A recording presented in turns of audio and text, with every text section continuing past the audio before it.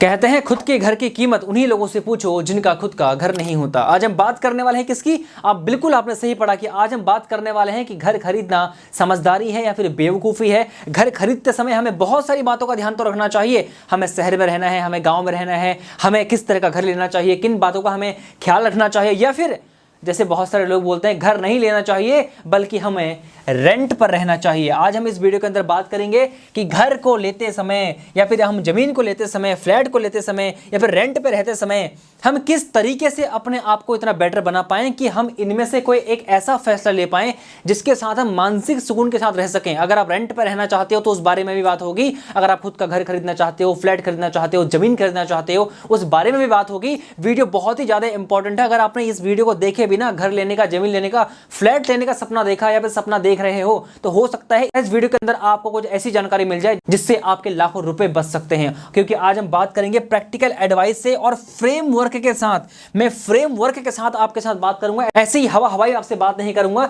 समझदारी किसमें है इस बारे में हम बात करने वाले हैं। नमस्कार, मैं राजेंद्र सिंह रावत स्वागत करता हूं आपका इस जबरदस्त वीडियो के अंदर। अब आप बोलोगे भैया हम आपके पास सुने क्यों? क्योंकि मैं इन सारी चीजों को एक्सपीरियंस कर चुका हूं। फ्लैट को, जमीन को, घर को या फिर मैं रेंट को भी एक्सपीरियंस कर चुका हूं। पिछले 4.5 साल से मैं इन चीजों को एक्सपीरियंस करता आ रहा हूं और उसी एक्सपीरियंस के हिसाब से आज मैं आपसे बात करने वाला हूं। अगर हाँ, इससे पहले अगर आपने हमारे ब्रांडिंग वाली, मार्केटिंग वाली, स्किल्स वाली और साथ में कार लेनी चाहिए नहीं लेनी चाहिए उस बारे में हम ऑलरेडी इस चैनल पर वीडियो अपलोड कर चुके हैं, तो उन वीडियोस को जाके भी आप जरूर देखिएगा। अब बात करते हैं सबसे पहले कि कुछ क्वेश्चन और कंफ्यूजन होती हैं लोगों के दिमाग में घर को लेते समय या फिर रेंट पर रहते समय। कुछ ऐसे कंफ्यूजन होती हैं जिसके बारे में बात करनी बहुत जरूरी है। हमेशा आपने सुना होगा कि पैसे को बचाओ उसको इन्वेस्ट करो, घर मत लो। पहले पैसे को बचाओ उसको इन्वेस्ट करो फिर आप घर लो। दूसरे तरह का जो क्वेश्चन होता है, क्या होता है जी? अपना घर अपना ही होता है। अपने तो जी अपने ही होते हैं। अपने घर से बड़ा सुकून कहीं नहीं होता। बहुत सारे लोग बोलते हैं ना, बेटा देखो छत अपनी हो ना वही सबसे बढ़िया होती है। दूसरे की छत के नीचे रहना कई बार घातक साबित होता है। उसके बाद जो तीसरा क्वेश्चन होता है कि भाई साहब अगर आप घर खरीदोगे ना तो अपने पैसे को आप लूज कर दोगे, आप अपने पैसे को डुबा दोगे। घर खरीदना तो जी एक हिसाब से लायबिलिटी होती है, ऐसा थोड़ी ना होता है। वो उसमें खर्चा लगाओ, ये करो, वो करो। जो फाइनेंशियल गुरु होते हैं वो इस तरह की बातें करते हैं। अगर आपने रॉबर्ट कियोसाकी जी की बुक पढ़ी होगी कि रिच डैड पुअर डैड, उसके अंदर यही बात करते हैं वो कि जी घर में नहीं खरीदना चाहिए। घर एक लायबिलिटी होती है ना कि एसेट होता है। उसको एसेट में काउंट नहीं किया जाता। लेकिन हमारे बुजुर्ग कहते हैं ना, सबसे बड़ा जी क्या होता है? घर। खुद का घर होना चाहिए, खुद का घर, खुद की जमीन होनी चाहिए। उसके बाद चौथा जो क्वेश्चन होता है कि जी गांव में रहें शहर में रहें, कि हमें जी गांव में रहना चाहिए या फिर शहर में रहना चाहिए। ये भी बहुत बड़ा सवाल होता है कि जी शहर में रहें, गांव में रहें। अगर गांव में रहेंगे तो साफ सुथरा शांत माहौल रहेगा, अगर शहर में रहेंगे तो भी वहां पर बहुत सारी अपॉर्चुनिटी मिलती हैं। तो ये भी एक बहुत बड़ा सवाल होता है कि जी शहर में रहें, गांव में रहें। उसके बाद पांचवा जो क्वेश्चन होता है वो होता है घर लेना समझदारी है या फिर बेवकूफ़ी। बहुत सारे लोगों के मन में होता है कि सर हमने बहुत सारे वीडियो देख ली, किताबें पढ़ ली, हमने लोगों को इंटरव्यू सुन लिए। कुछ कहते हैं जी घर लो, कीमतें बहुत बढ़ने वाली हैं। कुछ कहते हैं ना जी घर तो बिल्कुल नहीं लेना चाहिए, अगर घर लोगे तो क्या होगा जी? आपका पैसा लूज हो जाएगा, आप उसे इन्वेस्ट नहीं कर पाओगे। बहुत सारे सवाल ऐसे होते हैं। यही सवाल और यही कंफ्यूजन्स को आज हम दूर करने वाले हैं इस वीडियो के माध्यम से। तो पहले हम बात करते हैं, लोग कहते हैं जी रेंट पे रहो, लोग कहते हैं रेंट पे रहो, कभी भी अपना घर नहीं होना चाहिए। तो पहले हम रेंट की ही बात कर लेते हैं। देखो वीडियो को छोड़ के मत जाना, मैंने क्या कहा था आपसे, लाखों रुपए ये वीडियो आपके बचा सकती है। तो पहला जो सवाल है वह है कि जी रेंट पर रहने के क्या क्या बेनिफिट है जी। अगर हम रेंट पर रहेंगे तो किन किन फायदों को हम इस्तेमाल कर सकते हैं, किन किन फायदों को हम ले सकते हैं जिससे हमारा पैसा भी बच जाएगा और हमें एक्सपीरियंस भी हो जाएगा। तो बेनिफिट की बात करते हैं। अगर आप रेंट पर रहते हो, किराए पर रहते हो जी, किराएदार बन के अगर किराए पर रहते हो तो सबसे पहले फ्लेक्सिबिलिटी। आपके पास आज़ादी है कि आपको आज इस घर में रहना है, कल के दिन आपको दूसरी लोकेशन पसंद आ गई, आपने वहाँ रेंट पे ले लिया। कल के दिन आपको कहीं और जाना है तो आप वहाँ रेंट पे ले लिया। कहीं पर आपको कभी गांव पसंद आ गया तो गांव पे आपने रेंट पे ले लिया। कभी आपको बहुत ही बढ़िया शहर में भैया पसंद आ गया तो वहाँ पर आप जा सकते हो। अगर आपकी जॉब ऐसी है कि आज यहाँ कल वहाँ, तो वहाँ पर जाके आप रेंट पर रह सकते हो। कभी आपको पहाड़ों में पसंद आ गया तो जी आपने कहा जी ऐसा करते हो कुछ समय पहाड़ों में ही रह लेते हैं। तो फ्लेक्सिबिलिटी आपके पास रहती है रेंट पे, जो आपको खुद के घर पर नहीं मिल पाती। क्योंकि खुद का घर है जी। अगर आप कहीं बाहर रहना चाहोगे तो वहां पर फिर आप रेंट पर रह सकते हो, लेकिन फिर क्या होगा, इधर घर भी बना दिया, उधर रेंट पर भी रह रहे हो, तो यहां से उतना आरओआई तो आएगा नहीं रेंट का।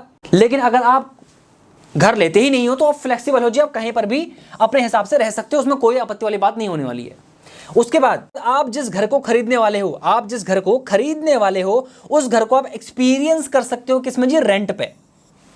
आज मैं आपकी बात करता हूं, मान लीजिए आपने कहा जी मुझे 1 करोड़ का घर बहुत अच्छा लग रहा है, बहुत ही शानदार है, बढ़िया सोसाइटी है, बहुत ही शानदार माहौल है, मैं यहां पर रेंट पर रहना चाहता हूं। अब आपके पास 1 करोड़ रुपए नहीं है, आपके पास 30-40 लाख रुपए हैं। अब आप कह रहे हो कि यार मैं घर तो ले नहीं सकता, ऐसा करता हूं मैं उस पैसों को इन्वेस्ट करता हूं, वहां से मेरे पास जो ROI आएगा उससे मैं अपना जीवन भी चलाता रहूंगा और साथ में मैं उसी 1 करोड़ के घर में मैं 15,000 या फिर 20,000 में मैं आराम से उस 1 करोड़ के घर को एक्सपीरियंस कर सकता हूं। अगर मेरे पास पैसा हो गया तो उस लोकेशन में अगर मुझे बहुत अच्छा बेनिफिट मिला तो फिर वहां पर मैं अपना आने वाले समय में घर बना सकता हूं, घर ले सकता हूं। तो आप रेंट पर उस एक्सपीरियंस को ले सकते हो। अगर आपके पास उतना अमाउंट नहीं है, आप जगह जगह जाकर रेंट पर अपना नया नया एक्सपीरियंस ले सकते हो, क्योंकि मैंने क्या कहा था, फ्लेक्सिबिलिटी है आपके पास। उसके बाद आपके जो घर की मेंटेनेंस होगी ना, आपके जो घर की जो मेंटेनेंस होगी उसको भी आप सेव कर लोगे। क्योंकि जब आप घर बनाते हो ना तो ये मत सोचो कि जी मैंने खाली घर बना दिया, आपका पैसा बचा बचाया पैसा लग गया, अब उसको आपको मेंटेन भी तो करना है। कभी पेंट निकलेगा, कभी पेंट करवाओगे, कहीं पे पुट्टी निकल जाएगी, कहीं पे पुट्टी करवाओगे, कभी नल खराब हो जाएगा, कभी उसे रिपेयर करवाओगे, कभी कुछ तो घर में लगातार खर्चे निकल के आते रहते हैं। इसलिए रॉबर्ट कियोसाकी कहते हैं कि जी घर लेना लायबिलिटी है ना कि एसेट, क्योंकि एसेट पैसा कमा के देता है, लायबिलिटी आपकी जेब से पैसा निकालती है, क्योंकि घर तो आप बेचोगे नहीं ना। ऐसा तो है नहीं जी आपने ऐसा करा जी मैंने घर ले लिया उसको बेच दूंगा मैं तो मुझे बेनिफिट हो जाएगा। घर रहने के लिए लिया जाता है ना कि बेचने के लिए। बहुत ही रेयर कंडीशन में लोग घर बेचते हैं। तो आप क्या है जी अपने मेंटेनेंस का खर्चा बचा सकते हो अगर आप घर नहीं लेते हो तो। अब देखो आप 1 करोड़ के घर में रहो, आपने जी उसको 20,000 रुपये रेंट दे दिया। अब उस 20,000 के रेंट पे आप मस्त करके रह रहे हो आराम से, उसका दरवाजा टूट रहा है या फिर पपड़ी निकल रही है, पेंट छूट रहा है, आपको उससे मतलब ही नहीं है। आपको उससे मतलब ही नहीं है। अगर कुछ खराब हो भी जाता है तो थोड़ा बहुत आपसे, अगर आपने तोड़ा है, आपने खराब किया तो आप उसे पे कर दोगे, आपका काम बन जाएगा, लेकिन आपको पे नहीं करना। अगर मैं आपको अपना बताऊं तो जिस जगह पे आज मैं रहता हूं, जब मैं इस घर में शिफ्ट हो रहा था, इसकी जो वैल्यू है तकरीबन 90 लाख रुपए है। तो जब मैं यहाँ आ रहा था तो इसका पेंट पूरी तरीके से घर का खराब हो रखा था। तो जब पेंट की बात आई तो जो मकान मालिक था उसने कहा जी आप मुझे पहले एडवांस में 30-40 हज़ार रुपए दे दो, मैं इसमें पेंट करवा दूंगा, उसके बाद जाके आप रह सकते हो। तो कम से कम 45,000 का उसने केवल पेंट करवाया इस घर के अंदर। और जिस घर में मैं पहले भी था वहां पर भी पेंट जब करवाया तो काफी ज्यादा पेंट की कॉस्ट उसको लगी। तो उन्होंने काफी ज्यादा वहां पर पेंट के लिए पैसा वहां पर जो है पे किया। तो मैं आपसे क्या कहना चाहता हूं, आप अपनी मेंटेनेंस बचा सकते हो। ये जो फायदे हैं रेंट में रहने के फायदे, अभी नुकसान के बारे में भी आपसे बात करूंगा। उसके बाद अगला जो फायदा है 5वां वो है कि जी आप अपने बचे हुए पैसों से आप जी अपना कुछ काम स्टार्ट कर सकते हो। एग्जांपल देता हूं, आज आपके पास घर बनाने के लिए 50 लाख रुपए हैं, या फिर अब आपके पास अच्छा खासा अमाउंट आ चुका है। अब आप कह रहे हो कि जी मैं घर तो ले सकता हूं छोटा मोटा एक।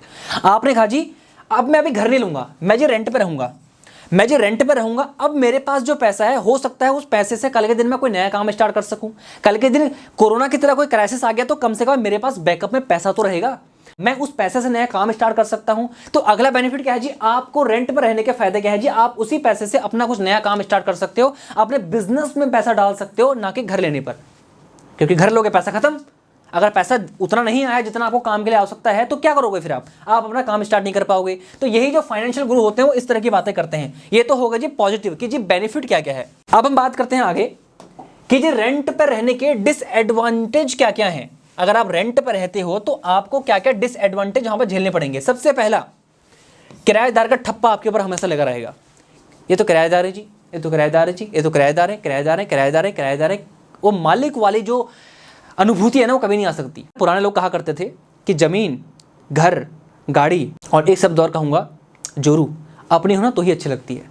इसको बात को अदरवाइज मत लीजिएगा, बिल्कुल सच बात बोल रहा हूं आपसे कि लोगों को लगता है कि यार हमारा तो है ही नहीं, हम तो किराए में रह रहे हैं, हम तो ये हम तो वो। साथ ही साथ जो सोशल स्टेटस होता है वो भी कहीं ना कहीं आपको बैड फील करवाता है। मैं आपको एग्जांपल देता हूं, आज मैं जिस जगह पे रहता हूं इस जगह का बहुत नाम है।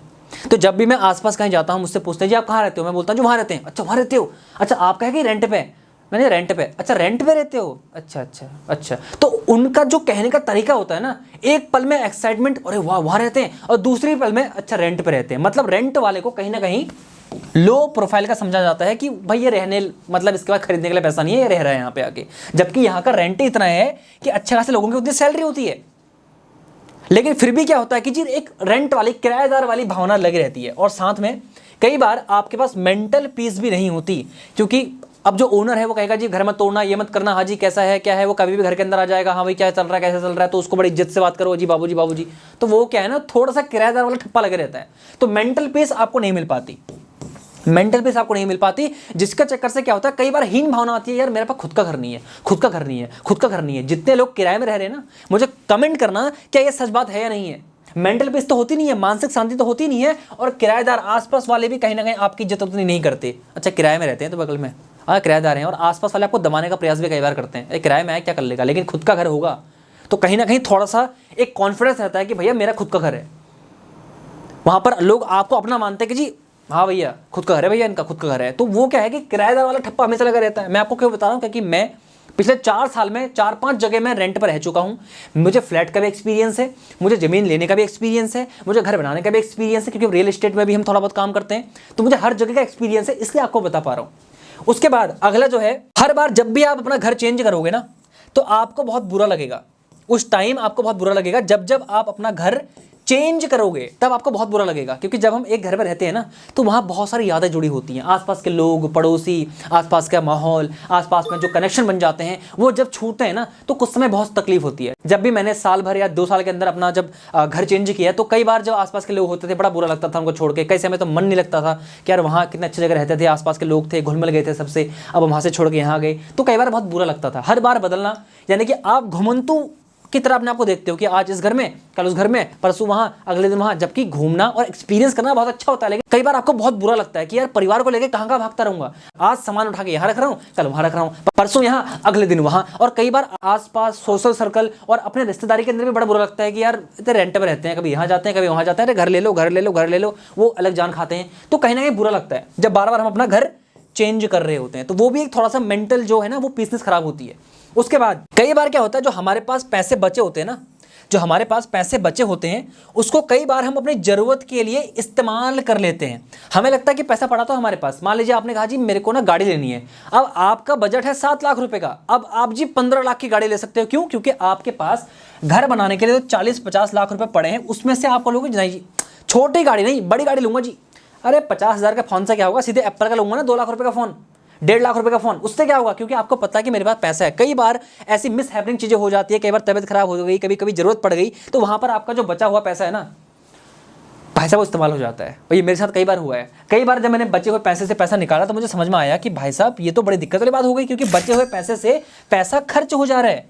जो घर बनाने के लिए पैसा रखा हुआ था, तो बचा हुआ पैसा, क्योंकि देखो घर बन गया तो जो घर बन गया, अब तो पैसे लग गए। अब ये तो है नहीं कि जो उन्हें ऐसा करो एक कमरा बेच दो पैसे मिल जाएंगे, ये तो होगा नहीं। आपके पास लिक्विड में पैसा पड़ा हुआ है तो आप बोलोगे नहीं जी अब तो मैं घर लूंगा नहीं, तो अभी मैं क्या करता हूँ जी गाड़ी लेता हूँ। कितने की जी? 15 लाख रुपए की, 20 लाख रुपए की, क्योंकि आपके पास पैसा पड़ा हुआ है, आपको पता है पैसा आ रहा है, इन्वेस्टमेंट आपने की हुई है, वहां से पैसा निकल के आ रहा है आपके पास। तो आप बोलोगे नहीं जी गाड़ी तो बड़ी चाहिए जी, तो कई बार वो पैसा खर्च हो जाता है। तो ये तो होगा जी रेंट पर रहने का डिसएडवांटेज। अगर आप रेंट पर रहना चाहते हो तो आपको अगला पॉइंट समझना बहुत जरूरी है। अगर आप रेंट पर रहना चाहते हो तो किन किन चीजों का आपने ध्यान रखना है, नहीं तो बहुत दिक्कत हो सकती है आपको। एक एक करके सारे पॉइंट पर आपसे बात करूंगा। वैसे आपको जो पॉइंट पसंद है आप उसको स्किप करके देख सकते हो, लेकिन मैं आपको रिकमेंड करूंगा कि आप वीडियो को पूरा देखना, ताकि आपको हर एक पॉइंट समझ में आए, आपको क्या करना है, किस जगह रहना है, क्या नहीं करना, क्या करना है, वो सब आपको पता लग जाएगा इस वीडियो के अंदर। मास्टर क्लास है वीडियो आपके लिए। उसके बाद अगर आप जा रहे हो कहां पर जी?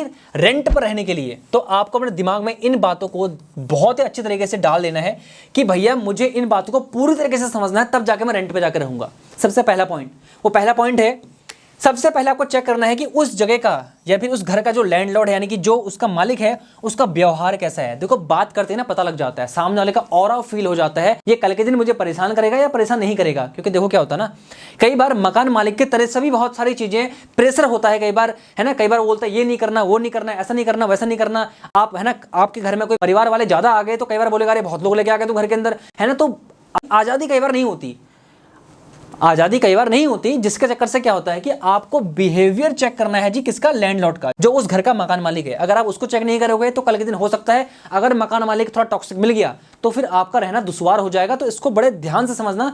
ये मैं आपको बता रहा हूं, मेरे साथ एक्सपीरियंस कई बार हो चुका है, लेकिन जब मुझे पहली बार एक्सपीरियंस हुआ तो मैंने हर बार अपने लैंडलॉर्ड यानी कि जो मकान मालिक है उसका मैंने हर बार बिहेवियर जो है चेक किया। उसके बाद जाके मैं डिसाइड करता था कि मुझे यहाँ पर रहना है नहीं रहना है। जिससे मन ना मिले मकान मालिक से, जिससे आप अच्छे से बात ना कर सको, तो फिर उसके साथ रहना बड़ा ही टॉक्सिक हो जाता है। वो आपको हर बात में टोक देगा, तुमने कील क्यों ठोक दी, तुमने यहाँ पर ये पेंट क्यों कर दिया, तुमने यहाँ पर ये अपनी फोटो क्यों लगा दी। तो बहुत सारी दिक्कतें करता है मकान मालिक, अगर गलत होगा तो। लेकिन सही होगा तो आपको बहुत सुकून से रहने को मिलेगा और साथ में आपके साथ अच्छा एक्सपीरियंस भी हो जाएगा। उसके बाद आप ये देखो कि उस घर की कंडीशन क्या है। जब भी आप उस घर में आओ तो पहले उस घर की कंडीशन देख लो। जब भी मुझे रेंट पे कहीं बाहर निकलना होता है तो सबसे पहले मैं उस घर का या फिर उस फ्लैट का मैं पहले अंदर का माहौल देखता हूँ, बाहर की तरफ से देखता हूँ कि एक्चुअल में उस घर की कंडीशन क्या है। ऐसा तो नहीं कि मैंने जी रेंट पे ले लिया, अब उसमें कोई दिक्कत आ गई, अब मकान मालिक ने मेरे पर थोप दिया कि नहीं जी तुमने किया है। तो एक बार मेरे साथ ही हुआ, उस घर के अंदर लाइट थी ही नहीं और वहां पर लाइट वगैरह सब मैंने लगाई, लास्ट में मकान मालिक ने क्या बोल दिया कि जी आप इनको खोल के मत ले जाना, ये हमारी लाइट है। मैंने बोला जी हमने लगाया ना, ना जी ऐसा कैसे हो जाएगा, हम तो यहाँ खुद लाइट लगा कर गए हुए थे, कैसे हो गए ना आप, ये लाइट हमारी है। तो कई बार क्या होता है कि आप जो चीज़ नहीं कर रहे होते उस घर में वो आपको पे करनी पड़ जाती है। कहीं पे कोई टूटा हुआ है, कहीं फूटा हुआ है, कहीं पर कोई पेंट निकला हुआ है, कहीं पर कुछ हुआ है, कहीं पे कुछ हुआ है, तो उसको पहले ही आप नोट डाउन कर लो, वीडियो बना लो और मकान मालिक को पहले ही उसको इन्फॉर्म कर दो कि भाई साहब आपके घर के अंदर ये तकलीफें हैं, तो इसको आप देख लो, उसको रिपेयर करा दो, फिर बाद में हमसे मत कहना। तो रेंट पर रहने से पहले इन बातों का ध्यान रखना है आपको। अगला ये देखो कि उस घर में बिजली और पानी की जो फैसिलिटी है वो किस तरह से है, पानी बराबर आता है नहीं आता है, लाइट का क्या है वहां पर मामला। कहीं पर ऐसा तो नहीं कि कल के दिन है ना आपका बिल आया 500 रुपए और मकान मालिक ने बोल देना जी 1000 रुपए आपका। तो अगर पॉसिबल हो तो आपका मीटर अगर अलग हो तो सबसे बेस्ट है। उसके बाद क्योंकि देखो ना पानी और बिजली बहुत जरूरी है आज के समय में। अगर बिजली आती जाती रहती है तो इन्वर्टर लगा के काम कर सकते हो, लेकिन अगर पानी की दिक्कत हो गई ना तो उसको आप ठीक नहीं कर सकते, फिर खरीदना पड़ेगा। क्या होता है कई बार आप जाके देखो ना, दिल्ली में जाके देखो, नोएडा में जाके देखो, लोग कैसे पानी के लिए कैसे इतनी लड़ाइयाँ हो जाती हैं। कई बार टैंकर में पानी आता है, इतनी भीड़ लग जाती है उसके पीछे, और बीच में तो भाई साहब एक बड़ी सोसाइटी के अंदर पानी खत्म हो गया, वहां पर लोग लाइन लगा के खड़े हुए थे, कितने दंगे हो जाते हैं कई बार पानी के चक्कर से। मैं एक बार दिल्ली गया, हमारे कुछ वहाँ पर रिलेटिव रहते हैं, तो वहाँ पर मैंने देखा, मैं तो नया नया दिल्ली गया था, देखा तो जैसे ही पानी की गाड़ी आई फटाफट डब्बे लेके भागे, फटाफट पाइप डाला, पानी निकाल रहे। मैं अब हम तो गांव के रहने वाले, ये हमारे लिए पहला एक्सपीरियंस था कि हमने देखा पानी के लिए इतनी दिक्कत। और हमारे गांव में हमने जी हैंडपंप में दबाया जी पानी है, साफ पानी, उसमें तो ब्लीचिंग पाउडर इस्तेमाल करते हैं, वो पीने में भी थोड़ा सा अजीब लगता है। तो मैं आपसे क्या कहना चाह रहा हूँ, देखो मैं किसी को कुछ गलत नहीं कह रहा, मैं क्या कहना चाह रहा हूँ आपको, पानी की आपको समस्या ना हो इसलिए पहले से ही आपको पता होना चाहिए, आसपास पता कर लो, पूछ लो, जान लो, समझ लो कि किस तरह से यहाँ पर पानी की सप्लाई होती है। उसके बाद जहां पर आप रूम लेने वाले हो वहां से हॉस्पिटल, स्कूल या फिर मार्केट और साथ ही साथ पुलिस स्टेशन कितने दूर पर है। आप बोलोगे जी पुलिस स्टेशन जी क्या क्या बोल रहे जी, देखो क्या होता है ना, आसपास से सारी चीज़ें होती है ना तो ज़िंदगी बहुत आसान हो जाती है। आपके बच्चे हैं या स्कूल जाएंगे, उसके साथ आपको मार्केट में सामान लेने के लिए जाना है, कई बार दिक्कत होगी तो हॉस्पिटल सामने पड़ा होगा। तो अच्छा ये होगा कि आप अपने आसपास चेक कर लो कि भाई साहब ये सारी चीज़ें हैं कहाँ पर, कितने दूरी पर हैं, कितना समय लगेगा मुझे यहाँ से पहुँचने में। तो जिससे क्या होगा, आपको कहीं ना कहीं बहुत ही ज़्यादा मेंटल पीसनेस मिलती है कि भाई साहब आसपास से सब कुछ है, कोई दिक्कत वाली बात है नहीं। क्योंकि देखो ना क्या होता है ना, कभी भी समस्या आपको बोल के नहीं आती, तो हर एक चीज का आपको पता होना चाहिए। मैं जहां पर रह रहा हूं, जहां पर रेंट पे लेने वाला हूं, क्या वहां पर ये चीजें है या नहीं है, या फिर ऐसे ही कहीं पर भी आपने कुछ भी ले लिया तो दिक्कत है बहुत। उसके बाद अगला पुलिस वेरिफिकेशन और एग्रीमेंट आपको फटाफट डन कर लेना है। सबसे पहला अपना पुलिस वेरिफिकेशन करवाओ, उसके बाद मकान मालिक से प्रॉपर एग्रीमेंट बनवाओ, उसकी क्या शर्तें हैं, उसके क्या नियम है, उनको जानो समझो। उसके बाद पुलिस वेरिफिकेशन करके उसकी कॉपी, एक कॉपी उसको दे दो, एक कॉपी अपने पास रख लो। कई बार वेरिफिकेशन ना होने के कारण बहुत दिक्कत हो जाती है, कई बार मकान मालिक के साथ एग्रीमेंट ना होने के कारण हो सकता है वो अपने कुछ टर्म एंड कंडीशन कुछ बढ़ा के बता दे कल के दिन, तो वहां पर दिक्कत हो जाएगी। कितना सिक्योरिटी डिपॉजिट आप उसको देंगे, उसके बाद उसकी क्या कंडीशन होगी जब वो आपको वापस करेगा। तो ये पूरी तरीके से आपको एग्रीमेंट में अपने नोट डाउन करना होगा और पुलिस वेरिफिकेशन अपना कंप्लीट करवा के उसको एक कॉपी सौंपनी होगी और अपने पास भी एक कॉपी रखनी होगी। देखो क्या है ना, जितना साफ सुथरा रहोगे उतना बढ़िया आपके लिए है। रेंट पर रहना चाहते हो तो, पर बात होगी जी रेंट की, रेंट में रहने के फायदे, रेंट पर रहने के नुकसान, और उसी के साथ साथ रेंट पर रहने से पहले किन किन बातों का ध्यान रखना है ये मैंने आपको बता दिया। अगला पॉइंट, वीडियो को छोड़ के जाना मत। आप बोलोगे सर बहुत लंबी वीडियो भैया, बहुत लंबी वीडियो है ना, आपके लाखों रुपए से तो लंबी नहीं है, आपकी खून पसीने की कमाई है भाई साहब लाखों रुपए, तो आपके बच सकते हैं, इसलिए ध्यान देना। उसके बाद अगला पॉइंट है, बात करते हैं जी खुद का घर। जी हमारा खुद का घर है, उसके क्या क्या जी बेनिफिट हैं, अपने घर के जी क्या क्या बेनिफिट होते हैं, इस बारे में अब हम बात करने वाले हैं, तो ध्यान से सुनना। जब अपना घर होता है ना तो आपका सोशल स्टेटस बहुत ही तेजी के साथ इंक्रीज हो जाता है। मैं आपको बताऊं, आज मुझे 4 साल हो गए हैं, भले ही मैं अच्छा खासा जिंदगी में कर रहा हूँ, सब कुछ बढ़िया है, लेकिन आज भी मेरे पास घर नहीं है। तो जब भी मैं किसी को बताता हूँ कि जी मैं वहाँ पर रहता हूँ, अच्छा वहाँ रहते हो, अच्छा गांव से वहाँ गए, हाँ जी, तो आपका अपना घर है जी, रेंट पे, अच्छा रेंट पे है, अच्छा। तो कहीं ना कहीं वो क्या होता है, सोशल स्टेटस थोड़ा सा नीचे हो जाता है। कई बार लगता है कि उनको लगता है अच्छा रेंट पे रहते हैं, इसका मतलब घर खरीदने के लिए पैसे नहीं है। रेंट पे कौन रहता है, लोग ये सोचते हैं रेंट पे वो रहता है जिसके पास पैसे नहीं होते। उन्हें क्या पता कि हम इन्वेस्ट भी करते हैं पैसे को, लेकिन क्या होता है कि वो सोशल स्टेटस डाउन हो जाता है खुद का घर ना होने के कारण। लेकिन जब खुद का घर हो जाता है वहां पर कहीं ना कहीं कॉन्फिडेंस आता है। मैं आपको बताऊं, हमारे गांव के अंदर कई लोगों ने घर बनाए तो लोगों का उनसे बात करने का जो नजरिया है ना, उनसे जो बोलने का तरीका है वो बदल जाता है बिल्कुल। अच्छा घर हो गया जी खुद का, कहाँ जी? वहां ले रखा जी हल्द्वानी के अंदर, क्या बात है जी। और अच्छा रेंट पे रहते हो? अच्छा अच्छा रेंट पे। तो क्या है जी, आपका सोशल स्टेटस बहुत तेजी के साथ बढ़ जाता है। आपको बताऊं, अगर खुद का घर ना हो ना तो शादी भी नहीं होती। खुद का घर ना होगा, अगर खुद का घर नहीं होगा ना तो रिश्ते वाले पहले बोल देंगे अरे खुद का घर तो है नहीं जी, भले अकाउंट में कितने पैसे आपके पड़े हो, कितना पैसा आपने इन्वेस्ट किया हो, अरे खुद का घर तो है नहीं इसके पास, ये कैसे पालेगा हमारी लड़की को, ये कैसे जिएगा उसके साथ जीवन। तो ये क्या है जी, कहीं ना कहीं सोशल स्टेटस पर बहुत बड़ा इफेक्ट पड़ता है जब आप घर बना लेते हो। तो क्या है कि जी वो सोशल स्टेटस, उसके लिए भी लोग घर पर इन्वेस्ट करते हैं कि जी घर बनाएंगे, सोशल स्टेटस बढ़ेगा, कल के दिन है ना बहुत सारी चीज़ें अच्छी हो जाएंगी। उसके बाद अगला मेंटल पीस, आपको बहुत ज़्यादा सुकून रहता है जब आपका खुद का घर बन जाता है। खुद का घर होगा तो कुछ नहीं भी करोगे, अंदर भैया आराम से अपना पड़े भी रहोगे।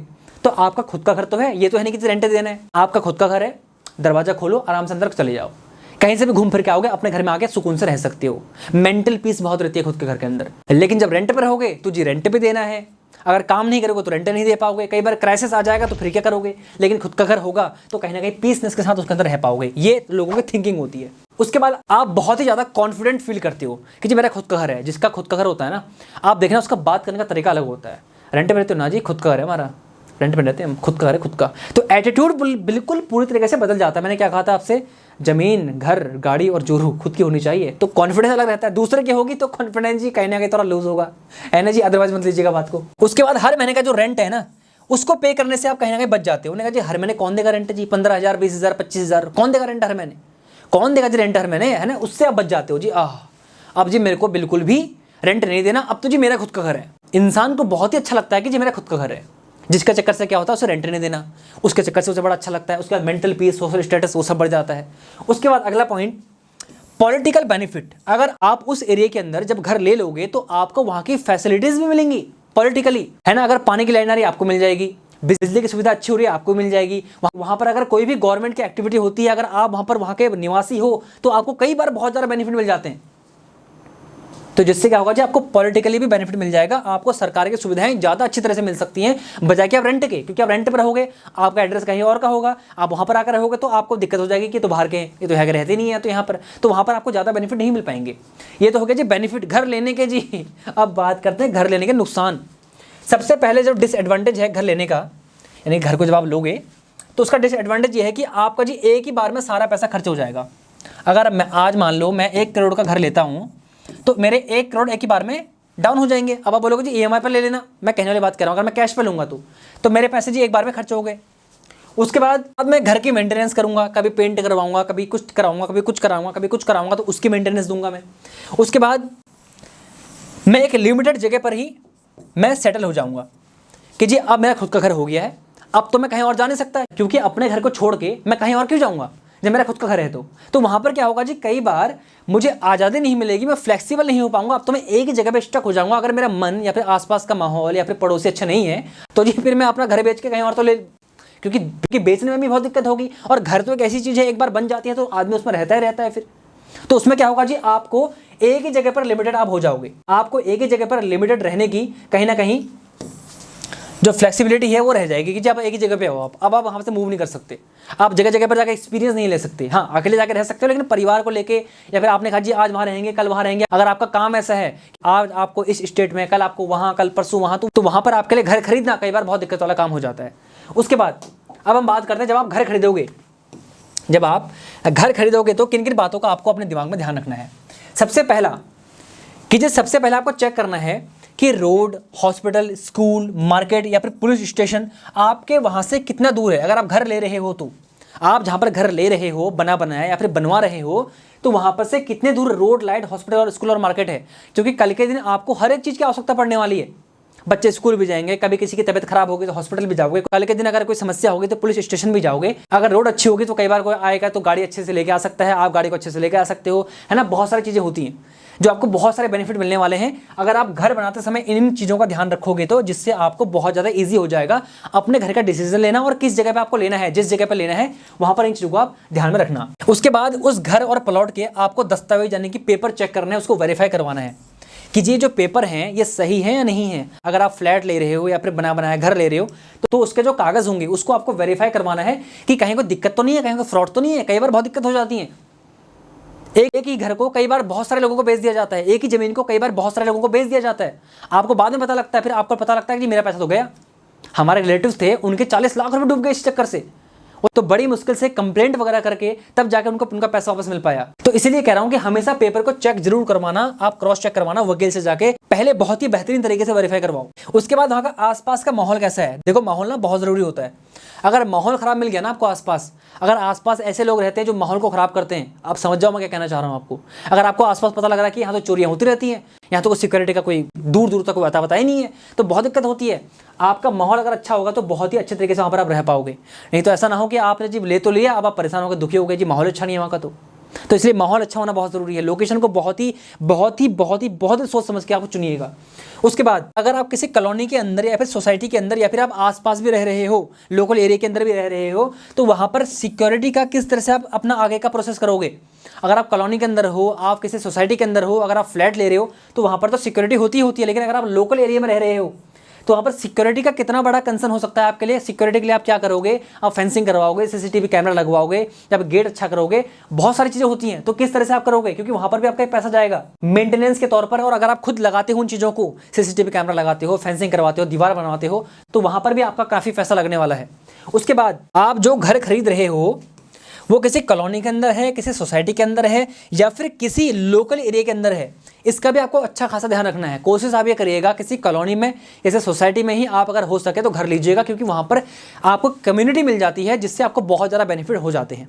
लेकिन अगर आप लोकल एरिया के अंदर भी रह रहे हो तो वहाँ पर आप माहौल चेक करना, कैसा माहौल है यहाँ पर, उस माहौल के हिसाब से वहाँ पर अपना घर प्लान करना। क्योंकि ज़्यादातर लोगों के पास इतना पैसा नहीं होता कि किसी अच्छी खासी पॉश कॉलोनी के अंदर या फिर किसी अच्छी कॉलोनी के अंदर, किसी अच्छी सोसाइटी के अंदर अपनी जमीन ले सके। काफ़ी महंगी होती है, काफ़ी एक्सपेंसिव होती है। तो इसलिए अगर आप लोकल एरिया के अंदर भी रह रहे हो, ले रहे हो जमीन, तो वहाँ पर भी आपको वेरिफिकेशन करना चाहिए कि आसपास का माहौल कैसा है। तो इस पॉइंट के अंदर हमने डिस्कस क्या किया, हमने कहा जी हम घर लेंगे तो क्या बेनिफिट है, हम घर लेंगे तो क्या नुकसान है, हम घर लेंगे तो किन किन बातों का हमें ध्यान रखना है, किन किन बातों का हमें ध्यान रखना है। और उसी के साथ साथ इसमें एक चीज और ऐड कर देता हूं, जितनी आपकी नीड हो उसी हिसाब से आपको घर प्लान करना चाहिए। कभी भी डीलर के संपर्क में आके आपको ज्यादा बड़ा घर नहीं लेना चाहिए। हो सकता है आपका बजट हो 50 लाख रुपए का, अब डीलर ने बोल दिया सर देखो ये इससे थोड़ा सा बड़ा घर है, ये देंगे जी हम आपको 60 लाख रुपए का। देखो 10 लाख में आपको कितना बड़ा घर मिल रहा है। 10 लाख रुपए बहुत बड़ी रकम होती है। जब उसको आप देते हो ना, बार बार EMI चुकाते हो ना, उसकी कहीं से कर्जा लेके आते हो, तो बड़ी दिक्कत होती है। इसलिए घर लेते समय आपको इन बातों का ध्यान रखना है। मैंने क्या कहा था, वीडियो से हटना मत, वीडियो लंबी होगी लेकिन बहुत काम की होगी। अब बात करते हैं जी फ्लैट। सबसे ट्रेंडिंग जो चीज़ है आज के समय में वो है जी फ्लैट। बड़े बड़े शहरों के अंदर आपको बने बनाए घर बहुत महंगे मिलते हैं, ज़मीनें बहुत महंगी मिलती हैं। तो सबसे सस्ता ऑप्शन क्या है, वो है जी फ्लैट। लेकिन फ्लैट के भी भाई साहब, गुड़गांव जाओ आप 25-25 करोड़, 30-30 करोड़, मुंबई जाओ आप भाई साहब, इतने महंगे महंगे फ्लैट की दिमाग खराब हो जाता है कि भाई साहब इतने महंगे फ्लैट भी होते हैं। वो बिल्डिंग बनी है और बिल्डिंग 100 साल तक रहती है, लेकिन अब क्या है जी फ्लैट इतने महंगे उसके अंदर। लेकिन मैं आपको क्या बताना चाहता हूँ, जब आप फ्लैट लोगे ना तो उसके क्या क्या बेनिफिट हैं उसके बारे में हम पहले बात करने वाले हैं। तो जब भी हम फ्लैट लेते हैं तो उसका बेनिफिट क्या होता है, आप एक कम्युनिटी के अंदर रहते हो, क्योंकि उस बिल्डिंग के अंदर 800-900 फ्लैट होंगे, 400-500 फ्लैट होंगे, 300-400 फ्लैट होंगे, जितने भी फ्लैट हैं, तो वहां पर एक कम्युनिटी बन जाती है। और लोग कहीं ना कहीं उसको कम्युनिटी के नाम से जानते हैं कि जी ये XYG ये सोसाइटी है, वहां के लोग रहते हैं या फिर वहां पर लोग रहते हैं। कल के दिन अगर कोई दिक्कत आ गई तो वहां पर पूरी कम्युनिटी, अगर कोई भी दिक्कत आ गई, घर में दिक्कत आ गई या फिर कहीं नीचे गार्डन में दिक्कत आ गई, कहीं पर लाइट नहीं आ रही है, कहीं पर पानी नहीं आ रहा है, तो वहाँ पर पब्लिक प्रेशर बहुत ज़्यादा होता है, तो वहाँ पर इजीली आपको सॉल्यूशन मिल जाता है कई बार, क्योंकि कम्युनिटी का प्रेशर होता है। तो कम्युनिटी के अंदर जब आप रहते हो तो आपको कई बेनिफिट मिल जाते हैं, लोग आपसे मिलते हैं, बातचीत करते हैं, आसपास माहौल अच्छा हो जाता है ना, बाहर की एक्टिविटी वहाँ पर नहीं होती है। तो कम्युनिटी के अंदर जब आप रहते हो तो वहाँ पर कहीं ना कहीं आपको एक अच्छा बेनिफिट और अच्छा एहसास होता है। आप एक कम्युनिटी के अंदर रहते हो, अगर आप फ्लैट में, सोसाइटी में या फिर कॉलोनी के अंदर रह रहे हो तो, क्योंकि वहाँ पर कहीं ना कहीं सारे लोग मिलते हैं, पार्क में आ रहे हैं, कोई घूम रहे हैं, फिर रहे हैं, तो कम्युनिटी के अंदर आप रहते हो तो अच्छा खासा वहाँ पर बेनिफिट आपको मिल जाता है, मानसिक सुकून बहुत ज़्यादा होता है। उसके बाद आपको सारी फैसिलिटी एक ही जगह पर मिल जाती है। आज मैं जिस जगह पर हूँ, ये फ्लैट तो नहीं है, ये विलाज है, तो यहाँ पर अगर कोई भी दिक्कत आती है, कोई भी समस्या आती है, तो मैं एक फ़ोन करता हूँ, यहाँ पर जो मैनेज करते हैं मैनेजर को कॉल करता हूँ, वो सारी चीज़ें मुझे उपलब्ध करा देते हैं। तो यहाँ पर मुझे कोई दिक्कत नहीं होती, सारी चीज़ें मुझे एक जगह पे मिल जाती हैं। और इस जगह का नाम इतना है कि यहाँ पर सारे लोगों को सब कुछ पता है कि हाँ जी यहाँ पर है, तो ईजिली हर कोई आ जाता है और ईजिली हमारा काम बन जाता है। तो ये बेनिफिट आपको होता है कि सारी फैसिलिटी आपको एक जगह पर मिल जाती है। उसके बाद हर कोई आपका वहाँ पर आसपास नाम जानता है, आपके कॉलोनी के लोग आपको जानेंगे, बाहर सिक्योरिटी गार्ड आपको जानेगा, मैनेजर आपको जानेगा। उसके बाद जब आप आसपास कहीं निकलोगे, आप बोलोगे जी मैं वहाँ पर रहता हूँ, तो वहाँ पर लोग अच्छे खासे लोग आपको जानते हैं, अच्छा जी हाँ ये तो वहाँ पर रहते हैं, तो कहीं ना कहीं थोड़ा सा वहाँ पर एक सोशल स्टेटस बढ़ जाता है कि अच्छा ही वहाँ पर रहते हैं। तो जैसे मैं कई बार जाता हूँ बाहर, तो अच्छा जी कहाँ रहते हो, हम जी वहाँ रहते हैं, तो अच्छा वहाँ पर है, तो वाह जी वो तो बहुत अच्छी कॉलोनी है जी, बहुत अच्छा है ना, वहाँ पर माहौल है, ये है वो है, तो अच्छा लगता है कई बार, है ना। तो वो एक बेनिफिट हो जाता है, सारे लोग आपको जानते हैं कि ठीक है जी ये यहाँ पर रहते हैं और यहाँ के निवासी हैं। उसके बाद अगला बेनिफिट क्या मिलता है आपको कई बार अगर अच्छे लोकेशन पर होगा तो आपको अच्छी रीसेल मिल जाती है। मैं आपको क्यों बता रहा हूँ, हमारे एक मित्र हैं, उन्होंने अभी हाल ही में देहरादून के अंदर फ्लैट लिया। उन्होंने फ्लैट लिया 24 लाख रुपए का। आज उस फ्लैट की जो कीमत है 2.5 साल के बाद उस फ्लैट की कीमत है 34 लाख रुपीस 2 साल के अंदर, क्योंकि वो अच्छी लोकेशन पर था। तो अच्छी लोकेशन का फायदा क्या होता है, आपको कल के दिन एक अच्छी रीसेल मिल जाती है, क्योंकि आप एक अच्छी जगह पर रह रहे हो। अच्छी जगह पर जब आप रहोगे तो वहां पर आपको अच्छी रीसेल भी देखने को मिल जाती है। उसके बाद अच्छी बात क्या होती है, आज के समय में बाहर के लोगों की एक्टिविटी सोसाइटी के अंदर, कॉलोनी के अंदर और फ्लैट वाली सोसाइटी के अंदर बाहर के लोगों की एंट्री नहीं होती, तो आप बाहर के माहौल से बच जाते हो। कोई भी आपको आसपास ऐसा रॉन्ग एक्टिविटी या फिर गलत एक्टिविटी वाले लोग नहीं आ सकते अंदर, जो गलत इंटेंशन से आपके सोसाइटी के अंदर आएंगे। वो जब भी गेट से अंदर एंट्री होगी तो उनका नाम लिखा जाएगा, उनके पास कार्ड होगा, जिससे क्या होगा, वेरिफिकेशन हो जाता है कि ये आदमी यहाँ का है। बाहर के लोगों की एक्टिविटी नहीं हो पाती। तो आज के समय में बहुत ज़रूरी है, क्योंकि बाहर की एक्टिविटी आज के समय में चोरी होना, कोई भी अंदर घुस जाता है ना, कई बार बहुत सारी दिक्कतें हो जाती हैं। आए दिन चोरियों की खबर है ना लोकल एरिया के अंदर होती रहती है। देखो चोरी तो कहीं भी हो जाती है, बट वहाँ पर एक कम्युनिटी के अंदर, सोसाइटी के अंदर, कॉलोनी के अंदर अगर गेटेड जो है अगर सोसाइटी है, तो वहाँ पर कई बार चोरी होने का खतरा कम हो जाता है। बाहर की एक्टिविटी कई बार नहीं हो पाती, जिसके चक्कर से आप बहुत ही ज़्यादा अच्छा फील करते हो। आपको बाहर के लोगों की जब एक्टिविटी नहीं मिलती है तो आप काफ़ी ज़्यादा पीसनेस के साथ रिलैक्स होकर सो जाते हो, क्योंकि आपको सिक्योरिटी मिल रही है, कैमरे मिल रहे हैं, है ना, बाहर गार्ड जो है चक्कर लगा रहा है, तो उससे बहुत ज़्यादा सुकून मिलता है। आप इजीली आराम से अपने घर पर रह सकते हो। उसके बाद अगला जो बेनिफिट होता है, एक अच्छा एटमॉस्फेयर, एक अच्छा माहौल आपको मिल जाता है, जिसकी वजह से आपको काफ़ी ज़्यादा अच्छा लगता है। आपको मोटिवेशन रहता है कि हाँ मैं एक अच्छी जगह पे रह रहा हूँ। आज मैं जिस जगह पे हूँ तो यहाँ पर सारे लोग वेल सेटल्ड हैं, सब लोग अच्छी अपनी जो पोजीशन के अंदर, कोई बिजनेस करता है, कोई कुछ करता है, कोई कुछ करता है, सबके घर में गाड़ियाँ खड़ी हैं बड़ी बड़ी। तो उससे क्या होता है, कहीं ना कहीं एक अच्छा माहौल के अंदर जब आप रहते हो तो आपको आगे बढ़ने की ललक हमेशा रहती है। आप गलत संगत में कम जाते हो, क्योंकि आपको लगता है कि मैं इतनी अच्छी जगह रह रहा हूँ, मैं गलत संगत में क्यों जाऊँ। देखो गलत संगत में जाने वाला आदमी चले जाता है, लेकिन कहीं ना कहीं एक अच्छा माहौल मिलता है ना, तो माहौल का असर कहीं ना कहीं अच्छा ही होता है। कहते हैं खरबूजे को देखकर खरबूजा रंग बदलता है। तो क्या होता है, एटमॉस्फेयर का संगत अच्छी मिल जाती है, अच्छे लोगों से आपकी संगत होती है, तो आपको कहीं ना कहीं अच्छा लगता है, आप आगे बढ़ने के लिए प्रेरित होते हो। आपके बच्चे भी उस माहौल के अंदर रहते हैं तो वो भी एक अच्छे तरीके से ग्रो हो पाते हैं। क्योंकि देखो क्या है ना, आज के समय में अच्छा माहौल मिलना बहुत ज़रूरी चीज़ हो जाती है। तो इसलिए आप जब एक उस माहौल के अंदर रहोगे, एक फ्लैट के अंदर रहोगे, कम्युनिटी के अंदर रहोगे, सोसाइटी के अंदर रहोगे, तो कहीं ना कहीं एक अच्छा माहौल वहाँ पर होगा, तो आपको बहुत ज़्यादा बेनिफिट देखने को मिलेगा। उसके बाद अब बात करते हैं जी बेनिफिट के बाद इसके नेगेटिव पॉइंट क्या क्या होते हैं, डिसएडवांटेज क्या है जी फ्लैट लेने के। तो सबसे पहला डिसएडवांटेज वह है जी आपके पास जमीन ना के बराबर होती है, कुछ हिस्सा होता है उसका, आपके पास केवल एक सीमेंट का स्ट्रक्चर होता है। वैसे एक बात बोलते हैं गांव के अंदर कि जी कि आसमान भी अपना, धरती भी अपनी, तब जाके वो अपना घर माना जाता है। लेकिन आज के समय में जमीन इतनी लिमिटेड हो चुकी है बड़े शहरों के अंदर कि जमीन मिलती नहीं है, मिलती है तो बहुत महंगी मिलती है। तो आज के समय में फ्लैट में रहना उनकी कहीं ना कहीं मजबूरी है, क्योंकि ज़मीनें बहुत महंगी हो चुकी हैं और ज़मीनें एकदम से मिलती नहीं है, तो उनको एक फ्लैट में रहना उनके लिए आज कहीं ना कहीं मजबूरी हो चुकी है। लेकिन आप बोलोगे सर डिसएडवांटेज बोल रहे हो, आप बोल रहे हो फायदे भी हैं नुकसान भी है। देखो क्या होता है ना, आपके पास ज़मीन तो ना के बराबर है। अगर मान लीजिए एक बिल्डिंग की जो वैलिडिटी है वो 100 साल की है, अब 100 साल के बाद या फिर कभी वो टूट गई, बिखर गई, जो चीज़ बनती है वो बिगड़ती जरूर है। तो जब उसे तोड़ेंगे तो उसके बाद उसमें कुछ हिस्सा आपको दिया जाएगा, उसको है ना, या तो दोबारा बनाया जाएगा या फिर बेच के आपको थोड़ा थोड़ा हिस्सा जो है दे दिया जाएगा। लेकिन क्या होगा ना, समय के साथ साथ उसकी वैल्यू गिर जाएगी, तो आपको वो वैल्यू मिल नहीं पाएगी। लेकिन ज़मीन होगी तो ज़मीन की वैल्यू हमेशा बढ़ती रहेगी। आप घर तोड़ोगे, दोबारा बनाओगे उसके ऊपर, आपके पास खुद की ज़मीन है। लेकिन जिनके पास ज़मीन नहीं है, जो फ्लैट पर रहते हैं, तो नेगेटिव पॉइंट क्या है कि जो वहाँ पर आपके पास ज़मीन ना के बराबर है, आपके पास सीमेंट का स्ट्रक्चर है जिसको आप ना बढ़ा सकते हो ना घटा सकते हो, तो समझना बड़े ध्यान से।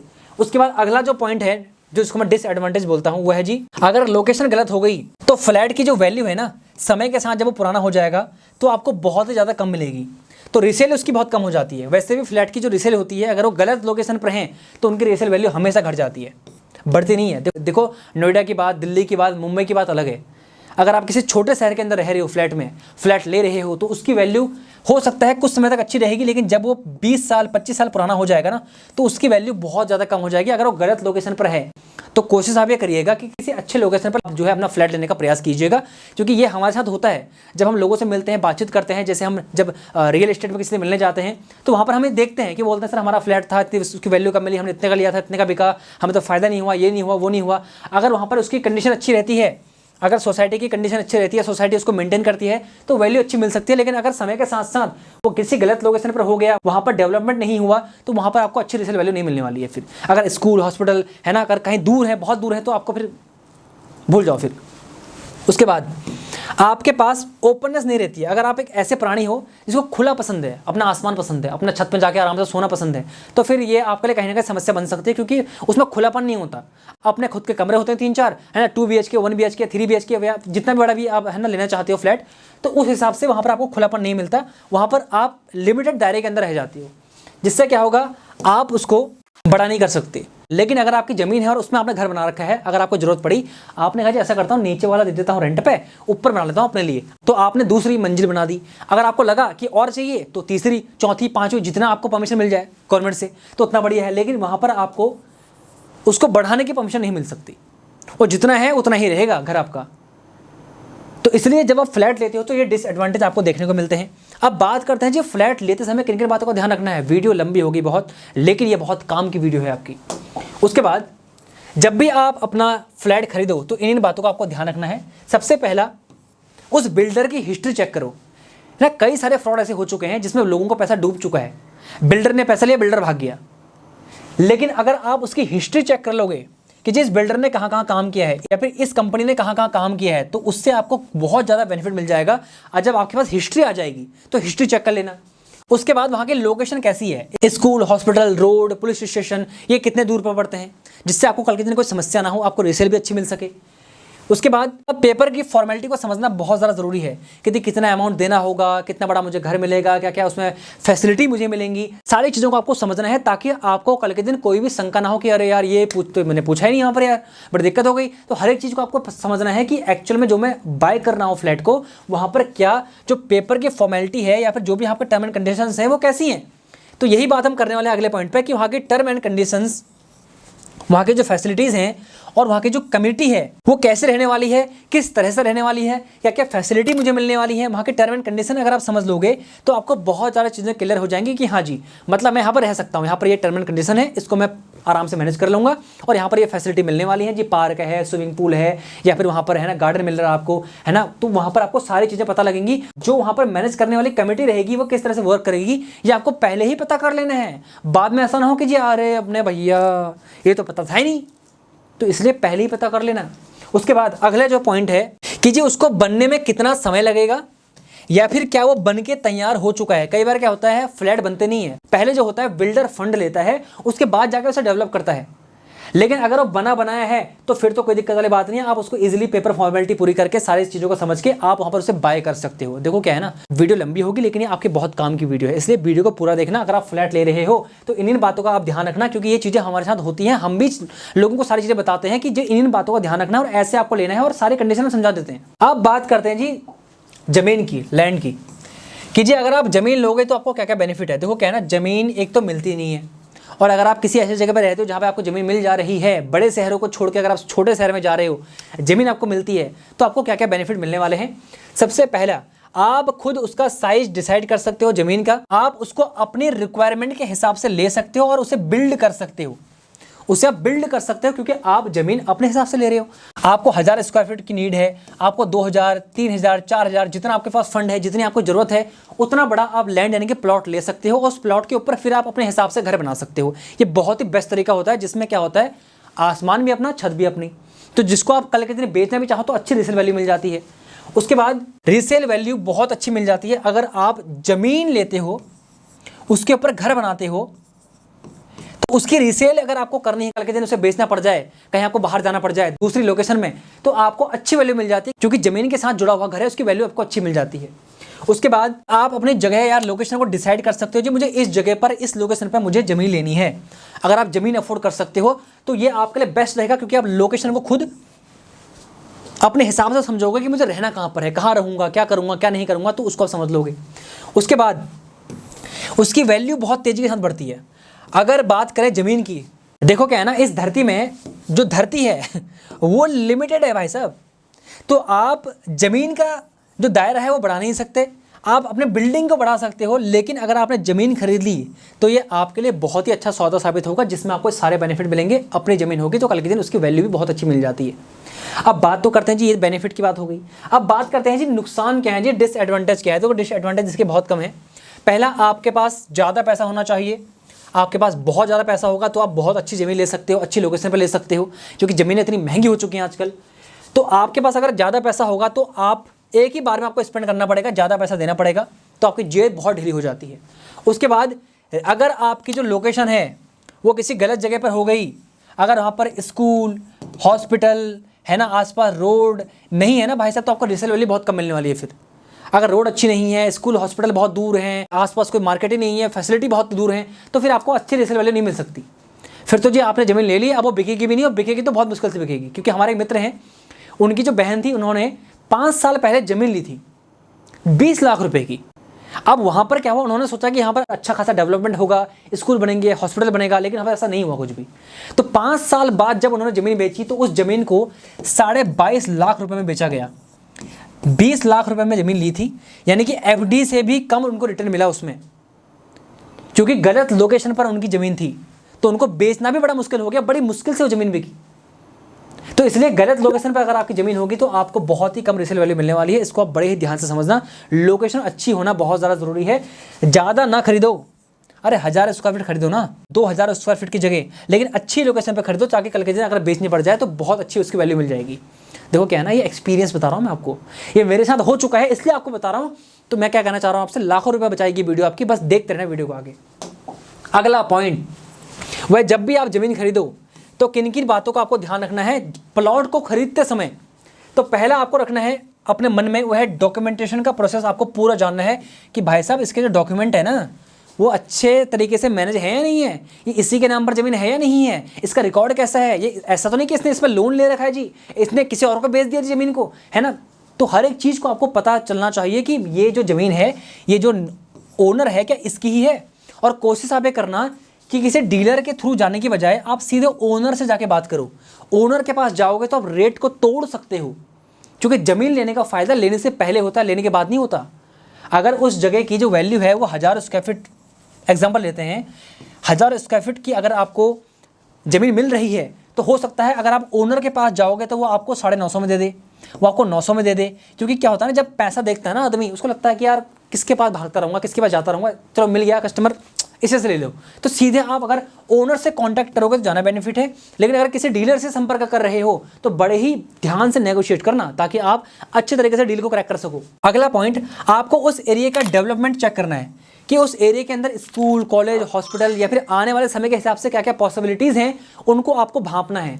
आसपास पूछना है कैसा माहौल है, क्या माहौल है, यहाँ पर स्कूल कहाँ पर है, कॉलेज कहाँ पर है, यहाँ से हॉस्पिटल कितने दूर है, हाईवे कितने दूर है, हर एक चीज़ आपको पता होनी चाहिए, क्योंकि कल के दिन आपको हर एक चीज़ की ज़रूरत पड़ने वाली है। उसके बाद मैंने क्या कहा था आपसे, police station, school, hospital, road, है ना, मार्केट कितनी दूर है वहाँ से, ये आपको पता होना चाहिए। आपने ऐसा नहीं कि आपने बहुत दूर ले लिया जी, अब वहाँ से आने में जाने में कोई जा नहीं रहा है, कोई बहना वहाँ पर आ नहीं रहा है, तो बड़ी दिक्कत हो जाएगी। फिर मैं बताऊँ, मैं एक बार ऐसी जगह पर रेंट पर रहने लग गया। रेंट पर रहने लगा तो वहाँ पर स्टेशन से कोई टेम्पो वाला जाता ही नहीं था रात के समय में। वो बोलता था बहुत दूर है, अकेला रास्ता है, सुनसान रास्ता है, ये है वो है, हम नहीं जाएंगे ये। तो मेरे को लगता था भाई साहब मैं कहाँ फंस गया। तो तब मैंने वहाँ से अपना रूम चेंज किया। तो इसलिए कह रहा हूँ कि इन चीज़ों को आपको समझना है कि भाई साहब ये चीज़ें कितनी दूरी पर हैं। उसके बाद आपको ये सबसे पहले पता करना है कि उस एरिया के अंदर एक्चुअल में प्लॉट की वैल्यू कितनी है, क्या ज़मीन के रेट चल रहे हैं वहाँ पर। 10 लोगों से जाके बात करो कि जी मैं वो ज़मीन ले रहा हूँ, यहाँ पर आसपास ज़मीन के रेट क्या हैं, कितने रुपये स्क्वायर फीट है। 10 लोगों से बात करोगे ना ग्राहक बन के, तो 10 लोगों से जब आप पूछोगे अलग अलग जवाब आएंगे और आपको आइडिया हो जाएगा कि यहाँ पर वैल्यू है कितनी। एग्जाम्पल देता हूँ, मुझे किसी ने बताया कि हमारे बगल में ज़मीन बिक रही है, वो जी 1450 रुपये स्क्वायर फीट बिक रही है। ठीक है जी, मैं वहाँ देखने पहुँच गया। तो जब देखने पहुँचा तो मेरे को कहने का शक हो गया थोड़ा सा। मैंने कहा यार नहीं, मतलब ये लगता है कोई गड़बड़ है यहाँ पर, इतनी वैल्यू तो यहाँ पर है ही नहीं, कोई अच्छी का ऐसे नहीं है कि बहुत अच्छी लोकेशन है, बहुत अच्छा सब कुछ डेवलपमेंट है यहाँ पर। तो जब मैंने फिर इसका आसपास बात करने के बाद मुझे पता लगा कि वहाँ पर की जो वैल्यू है वो 1250 रुपये से मैक्सिमम 1300 रुपए, उससे ऊपर नहीं है। लेकिन मुझे बताया कितनी कही थी, 1450 रुपए स्क्वायर फीट, यानी कि 150 रुपए स्क्वायर फीट ज्यादा। तो वहां पर की जो वैल्यू थी वो एक्चुअल में 1250 से लेकर 1350 रुपए स्क्वायर फीट थी। तो वहां पर जो मुझे प्राइस बताए जा रहे थे वो 150 रुपए स्क्वायर फीट ज्यादा बताए जा रहे थे, यानी कि उसमें मार्जिन था। क्योंकि क्या होता है ना, जमीन बिकने में बहुत तगड़ा मार्जिन होता है। आप ये मत सोचना जो आपको ज्यादा मक्खन लगा रहा होता है ना, भाई साहब मैं दिला दूंगा, मैं तो आपका अपना हूं, देखो अच्छे में दिला दूंगा, ये कर दूंगा, वो कर दूंगा। कई बार उसकी सेटिंग होती है, जो लैंडलॉर्ड होता है, जो डीलर होता है, वो बोलता है जी देखो 1%, 2%, सबकी सेटिंग होती है अपनी। और कई बार आपको अपना ही बंदा आपको बेच रहा होता है और वो आपके तरफ से कमीशन ले रहा होता है डीलर से। क्योंकि हम भी ये करते हैं ना, हमें पता है कि भाई साहब कमीशन परसेंटेज देना पड़ता है सामने वाले को जब वो हमारा प्रोडक्ट बिकवाता है। तो कई बार आपको क्या होता है कि जी इन चैन के थ्रू, क्योंकि मिडिल मैन बहुत है ना इसमें, एक आदमी है, 2 आदमी है, फिर डीलर है, फिर उसका ओनर तक, तो क्या हुआ 3-4 लोगों से पैसा बढ़ के जाता है। तो आपको जो जमीन 20 लाख रुपए की मिल रही थी वो हो सकता है आपको 24 लाख या फिर 23 लाख 22 लाख की मिल जाए, क्योंकि बीच में मिडिल मैन बहुत सारे हैं जो उसको सेल करने के लिए आपके पीछे लगे हुए हैं। तो इसलिए जब भी आप जमीन लो तो पहले आप पता करो कि आसपास का रेट कितने हैं, तब जाके जमीन लो। थोड़ा समय लगाओ। मैं क्या कह रहा हूं आपसे, लाखों रुपए वीडियो आपके बचाएगी, इसलिए आपसे कह रहा हूं वीडियो को पूरी देखना। अगला पॉइंट, उसके हम बात करते हैं कि शहर में रहने के क्या क्या फायदे होते हैं। अब बात करते हैं जी शहर की। मैंने क्या कहा था आपसे, शहर में रहना, आपको गांव में रहना है, हर एक चीज को बताऊंगा आपको मैं डिटेल में। आपको शहर में रहने के क्या क्या फायदे मिलने वाले हैं। सबसे पहला, आपको फैसिलिटी बहुत ही ज्यादा आपको आसपास मिल जाएंगी, कोई दिक्कत नहीं होगी। दूसरा, आपको अपॉर्चुनिटी मिल जाएंगी काम करने की, आप नया काम स्टार्ट कर सकते हो, कोई भी काम स्टार्ट करना है आपको, क्योंकि आपके आसपास शहर है, सब कुछ, यहाँ पर सारी चीजें हैं। लोग दिल्ली मुंबई क्यों भागते हैं, बड़े शहरों की तरफ क्यों भागते हैं, क्योंकि जहां ज्यादा लोग वहां ज्यादा अपॉर्चुनिटी, ज्यादा पैसा कमाने की अपॉर्चुनिटी। उसके बाद डेवलपमेंट बहुत तेज होता है शहर के आसपास, जल्दी रोड बन जाती है, पानी की लाइन आ जाती है, अच्छे हॉस्पिटल, अच्छे स्कूल आसपास आते रहते हैं, क्योंकि शहर है, ज्यादा लोग हैं वहां पर। उसके बाद वहां की रिसेल वैल्यू बहुत जबरदस्त मिलती है। अगर अच्छे शहर में आपका घर है ना, तो आपको जबरदस्त रिसेल वैल्यू मिल जाएगी और तुरंत आपका घर जो बिक जाएगा आराम से। अगर आप कल के दिन बेचना चाहोगे तो, देखो बेचने वाली बात तो नहीं है, लेकिन फिर भी अगर जरूरत पड़ जाए, क्योंकि देखो ना समय का कुछ भरोसा नहीं होता भाई साहब, कब क्या बेचना पड़ जाए पता नहीं चलता है। इसलिए आप अगर शहर के अंदर लेते हो जमीन या घर, तो आपको बहुत तगड़ी रिसेल वैल्यू मिलती है। अगर वो आसपास का जो माहौल है ना वो ग्रोइंग है, तो आपको बहुत अच्छी रिसेल वैल्यू मिल जाती है। डिसएडवांटेज क्या क्या होते हैं। सबसे पहले जी पॉल्यूशन बहुत ज़्यादा होगा। अगर कोई बड़ा शहर है या शहर भी है ना, तो तब भी वहाँ पर जहाँ ज़्यादा लोग रहेंगे वहाँ पॉल्यूशन ज़्यादा होगा। उसके बाद आपको नॉइस पॉल्यूशन, शोर शराबा बहुत ज़्यादा होता है, कोई हॉर्न बजा रहा है, कोई कुछ कर रहा है, कोई कुछ कर रहा है, तो क्या होता है ना, कई बार आपको वायु प्रदूषण के साथ साथ ध्वनि प्रदूषण बिल्कुल फ्री में मिलता है। तो इसको समझना, आपके लिए डिसएडवांटेज है शहर में रहना। अगर आप इनको समझोगे तो आपके लिए ध्वनि प्रदूषण और अगर आपके लिए पॉल्यूशन, अगर आप इसको मैनेज कर सकते हो। अगर मैं क्या कह रहा हूँ, देखो बुरा मत मानना, जो एक्चुअल में रियलिटी चीजें एग्जिस्ट करती हैं वो आपको बता रहा हूँ मैं। उसके बाद कई बार क्या होता है, पानी की और खाने की कई बार शॉर्टेज हो जाती है। बीच में जैसे क्राइसिस आया था ना, तो कई जगह पर पानी नहीं पहुंच पा रहा था, कई जगह पर जो खाना नहीं पहुंच पा रहा था। हमारे वहाँ कई जगह पर ऐसे, जहाँ मैं रहता हूँ आज, वहाँ पर कई जगह ऐसी हैं जहाँ पर पानी की बहुत किल्लत है। अगर एक दिन ट्यूबवेल खराब हो जाए, एक दिन पानी ना आए, तो भाई साहब लोगों को टैंकर भरवा के पानी मंगवाना पड़ता है, खरीदना पड़ता है पानी, बहुत दिक्कत हो जाती है। देखो क्या है ना, आज के समय में पानी सबसे बड़ी नीड है। देखो क्या है ना, आज के समय में शुद्ध पानी मिलना अपने आप में बहुत बड़ी बात है। अगर पानी की सुविधा अच्छी है तो फिर सब कुछ अच्छा है, खाना आप लेके आ सकते हो। लेकिन अगर पानी गलत आ गया ना, तो बहुत दिक्कत हो जाएगी। उन लोगों से पूछो जो शहर में रहते हैं, पानी की कितनी दिक्कतें होती हैं, पानी की कितनी समस्याएं होती हैं। कई बार बड़े शहरों के अंदर पानी नहीं मिल पाता लोगों को। बीच में आपको याद होगा, नोएडा की एक बहुत बड़ी पॉश सोसाइटी, वहाँ पानी खत्म हो गया, पानी आना बंद हो गया वहाँ, तो लोगों ने लाइन लगा लगा के वहाँ पानी लिया। लोग एक दूसरे से कितनी छीना झपटी करते हैं पानी के लिए, कभी देखा आपने? दिल्ली के अंदर कभी आप जाओ, मैं गया, मेरा तो दिमाग खराब हो गया उस दिन जाके। लोग पाइप लेके दौड़ लगा रहे हैं, कोई डब्बा लेके भाग रहा है, कोई कुछ लेके भाग रहा है, बिल्कुल पाइप डाला वहाँ, जबरदस्ती अपना पाइप डाल के फटाफट पानी निकाल रहे हैं वहाँ से। पानी, मैं क्या कह रहा हूँ आपसे, पानी की वैल्यू कई बार बहुत ज़्यादा होती है आपके घर से, इसलिए वहाँ पर पानी की समस्या कई बार हो जाती है, पानी की और खाने की। क्योंकि आसपास अगर वहाँ पर कहीं ज़मीन नहीं है, आसपास है ना मंडी नहीं है, आसपास कहीं सब्जियाँ वहाँ आसपास उगती नहीं है, अगर दूर से आती हैं तो कई बार बहुत दिक्कत हो जाती है। कोरोना के अंदर क्या हुआ था, लोगों को सब्जियाँ नहीं मिल रही थी, लोग नमक के साथ साथ जो है ना अपने जो है चावल खा रहे थे, दाल नहीं मिल पा रही थी, लोगों को सब्जियाँ नहीं मिल पा रही थी, लोग नमक मिर्च को मिक्स करके चावल खा रहे थे, तो बहुत दिक्कत कई बार हो जाती है। तो ये कई बार दिक्कतों का सामना आपको करना पड़ सकता है शहरों के अंदर। अगर आप मेरी बात से एग्री करते हो ना, यस लिखना। उसके बाद आसपास बहुत ही ज़्यादा कम ग्रीनरी होती है। ग्रीनरी का मतलब आसपास पेड़ पौधे बहुत ज़्यादा कम होते हैं। दिल्ली में गया एक बार, जब मैं दिल्ली गया पहली बार, तो हम तो गांव में रहते थे, खुला माहौल, सब कुछ चारों ओर पेड़, बढ़िया शानदार, कोई दिक्कत वाली बात नहीं है। जब मैं दिल्ली गया तो वहाँ जाकर मेरी सांसें फूलने लग गई। आसपास दूर दूर तक कोई पेड़ का नामो निशान नहीं था। मुझे तो कई बार ये लगता है कि वहाँ के बच्चों ने कभी पेड़ देखा ही नहीं होगा कि पेड़ होता कैसे है, क्योंकि आसपास ग्रीनरी गार्डन अगर नहीं होते ना बहुत दिक्कत हो जाती है। क्योंकि आपको टहलना भी है, घूमना भी है, फिरना भी है, तो है नहीं कि 24 घंटे अपने घर के अंदर ही रहोगे, बाहर निकलोगे नहीं। तो अगर आसपास ग्रीनरी रहेगी ना, इंसान का जो नेचर है वो अगर वो नेचर से कनेक्टेड रहता है तो उसकी मेंटल और फिजिकल हेल्थ बहुत अच्छी होती है। इसलिए अगर ग्रीनरी अगर नहीं है ना तो आपको शहर में दिक्कत हो सकती है, क्योंकि शहर के अंदर जगह बहुत कम होती हैं पार्क की जहाँ पर ग्रीनरी होती है, क्योंकि सब जमीनें बिक चुकी होती हैं। इसलिए अगर कोई सरकारी ज़मीन है तो वहाँ पर ग्रीनरी हो सकती है, लेकिन अगर किसी आप ऐसी जगह पर चले गए जहाँ पर आसपास कुछ है ही नहीं तो भाई साहब बहुत दिक्कत होती है, कई बार ग्रीनरी वहाँ पर मिलती ही नहीं है। उसके बाद बहुत ही कम स्पेस होता है, छोटी छोटी जगह कितनी महंगी होती हैं। 1000 स्क्वायर फीट की जो कीमत होती है 1 करोड़ 2 करोड़ 2.5 करोड़ के आसपास होती है बड़े शहरों के अंदर। तो जगह आपको बहुत कम मिलती है, लिमिटेड जगह मिलती है, स्पेस बहुत ज़्यादा कम हो जाता है। तो ये डिसएडवांटेज हैं शहर में रहने के। आपको इनमें से अगर कोई भी समस्या आती है ना शहर में रहने की, या फिर अगर आप रह रहे हो रेंट पर भी, तो आप मुझे बताना क्या ये समस्याएं आपको आती है नहीं आती हैं शहर में रहने के बाद। अब बात करते हैं जब आप शहर में रहोगे, जब शहर में अगर आप घर लेना चाहते हो अपना, तो वहाँ पर आपको किन किन चीज़ों को अपने दिमाग में रखना है कि जी मेरे को इन चीज़ों को दिमाग में रखना है ताकि मुझे कोई दिक्कत ना हो कल के दिन। सबसे पहले आपको देखना है जहाँ पर मैं रह रहा हूँ क्या वहाँ पर आसपास ग्रीनरी कितने दूर पर है। देखो क्या है ना, मैंने क्या कहा आपसे, पार्क, पेड़ पौधे अगर आसपास रहेंगे तो बहुत ही ज़्यादा अच्छा है। बच्चों को लेकर जा सकते हो, खुद टहलने जा सकते हो, बूढ़े माता पिता हैं तो वो टहलने जा सकते हैं। लेकिन अगर कहीं पर कुछ होगा ही नहीं तो क्या करेंगे वो भी घूम के, वो तो कहीं जा नहीं पाएंगे।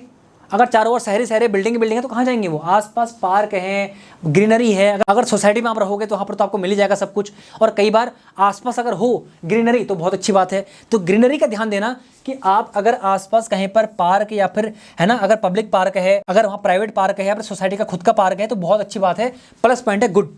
उसका अगला, पार्किंग की फैसिलिटी वहाँ पर है या नहीं है ये आपको देखना है, क्योंकि पार्किंग की आज के समय में सबसे ज़्यादा रिक्वायरमेंट रहती है।